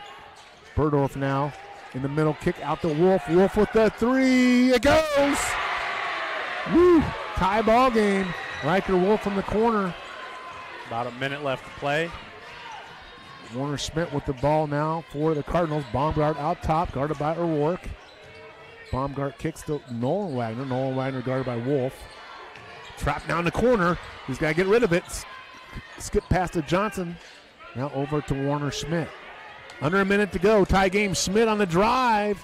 Doesn't get a Klein there with the putback. And the Cardinals with the offensive rebound. 57-55, Cardinals up. Clock's running, 45 seconds. Sells with the ball for Shenandoah. Ball loose on the ground, picked up by the Cardinals. Aiden Johnson has it. Looking for help here. Gets to the Warner Schmidt. We're going to have a timeout. Good timeout there by the Cardinals. They're up 2. We'll keep it here. 36 seconds to go in the game. Cardinals up 2. They have the possession. Now, this is interesting where the foul situation can work against Shenandoah because essentially Clarinda can almost hold the ball for the rest of the game here. Sure. So if Shenandoah is winning the ball back, they're going to have to foul.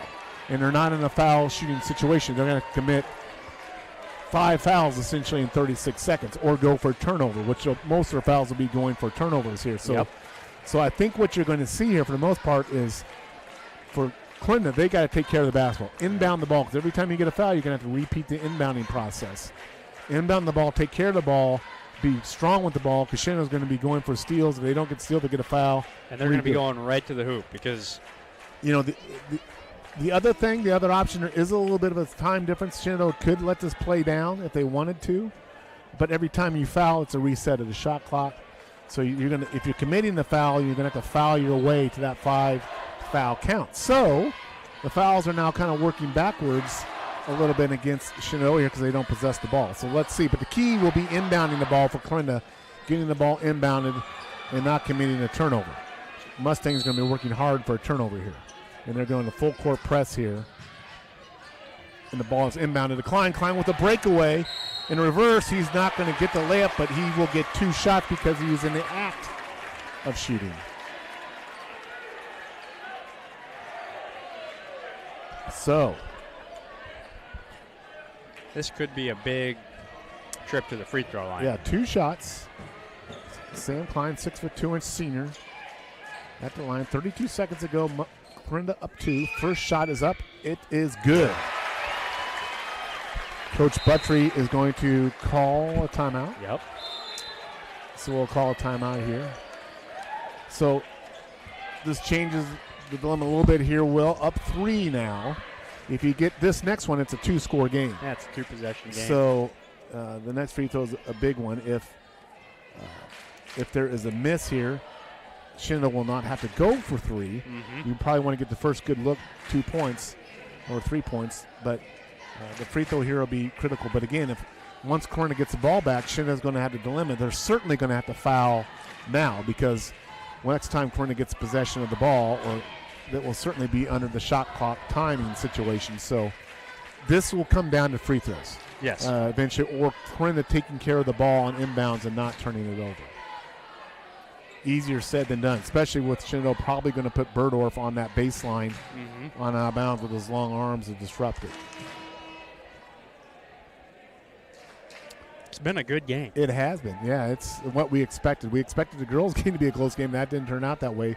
Clarinda really taking care of business, beating the Shenandoah Phillies in that one, 73-42. Really dominating that game, really from almost the first quarter throughout the whole game. But here it's a whole other story. It's been a kind of a back and forth affair. Shenandoah had control of the game for a little bit. Clarinda's had control of the game, and right now it's Cardinals up 3 with 32 seconds to go, and Sam Klein with his second free throw now at the free throw line for the Cardinals. Klein with the dribble. Shot is up. It goes. Big 2 free throws knocked down. Klein. Mustangs now in the push. Sells is pushing the ball up the court. 30 seconds ago. Step back from Sells. No good. Ball's loose. Picked up by Noah Harris. And there's a foul, but it will not be shooting. It'll be out of bounds. And again, the Cardinals are going to have to inbound the ball here several times and take good possession care of it. Coach Seifert, Coach Hannafin yelling instructions here. Let's see if the Cardinals break someone deep here. They're going to put Burdorf with those long arms on the baseline here. They're going to try to inbound it. Having problems. Time, 5-second count. Well, that's a quick 5.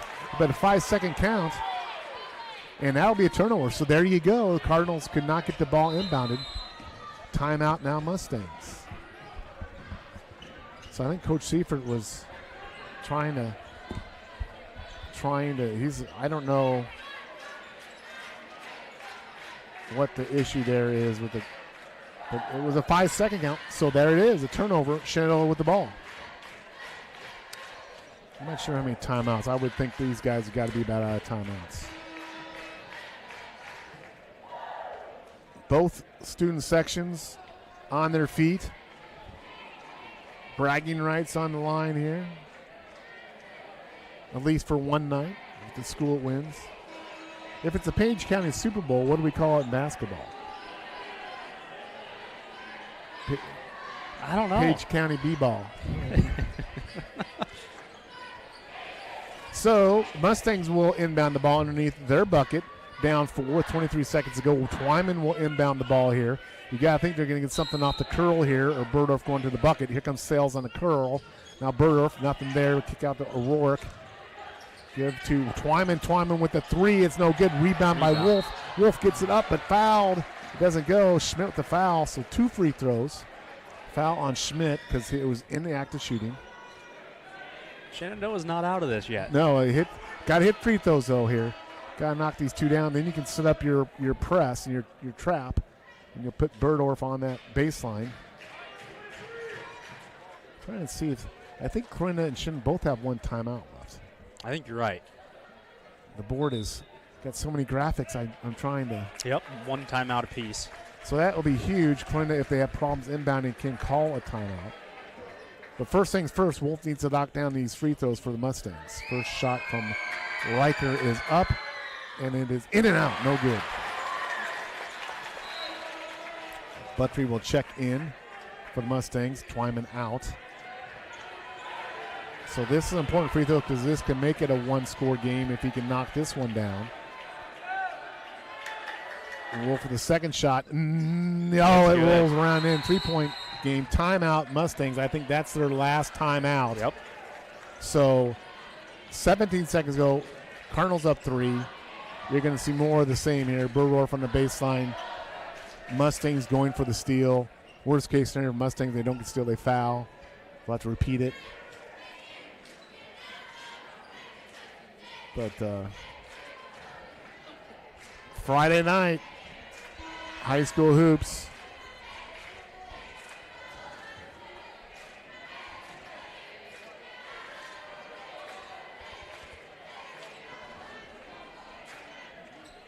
And we have a good one here.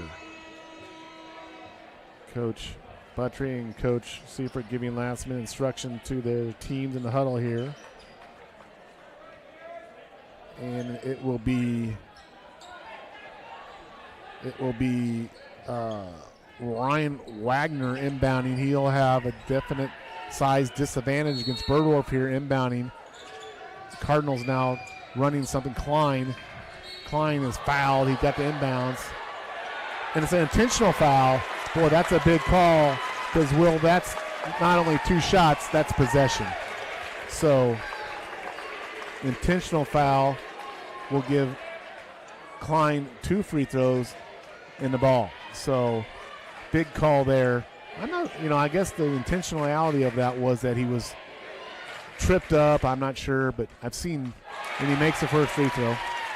Sam Klein with that free throw. Sam Klein with 16 points on the night. Second shot is up. It's good. Nothing but net. So it's a 5-point lead, and Cardinals will get the basketball. And again, Mustangs will have to foul or go for a steal here. But the ball will be inbounded, though, this time on the sideline. Will in front of the Shenandoah bench. Again, it'll be Wagner. Cardinals look at their inbound there. They're really spreading out here and working from space. And there's a foul there by Burgdorf. But that's just a foul, not a shooting foul.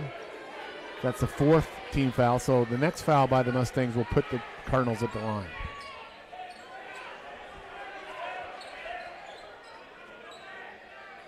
Same kind of play set up in inbounds here. Cardinals put a player in each corner of the half court. Wagner will inbound, and it's kind of a cutaway cut. Inbounds goes to Aiden Johnson.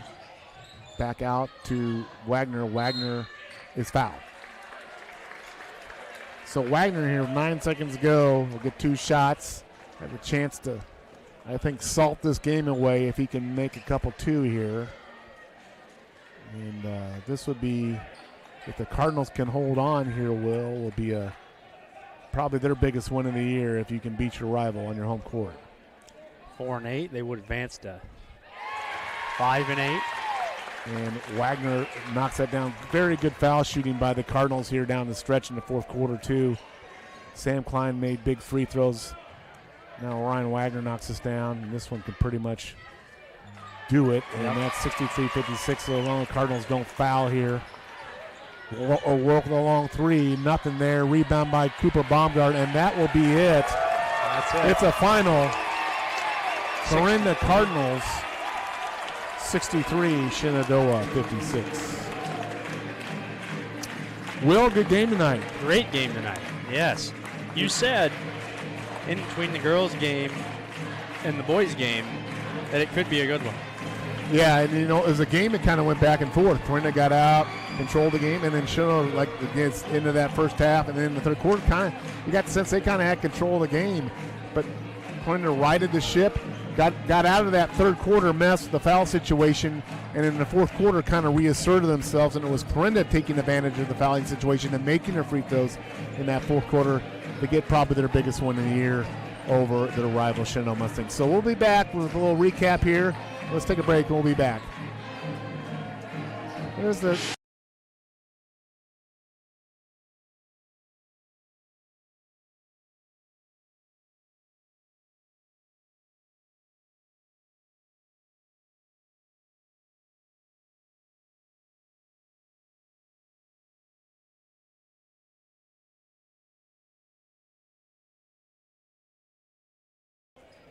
right back here in Clarinda. Jim, wrapping up here. Matt Davis on Will West as the Clarinda team does their little post-game chant. But, Will, good night of basketball. Great night of basketball. It was fun to see it, hard fought and physical. You can tell both teams wanted to win.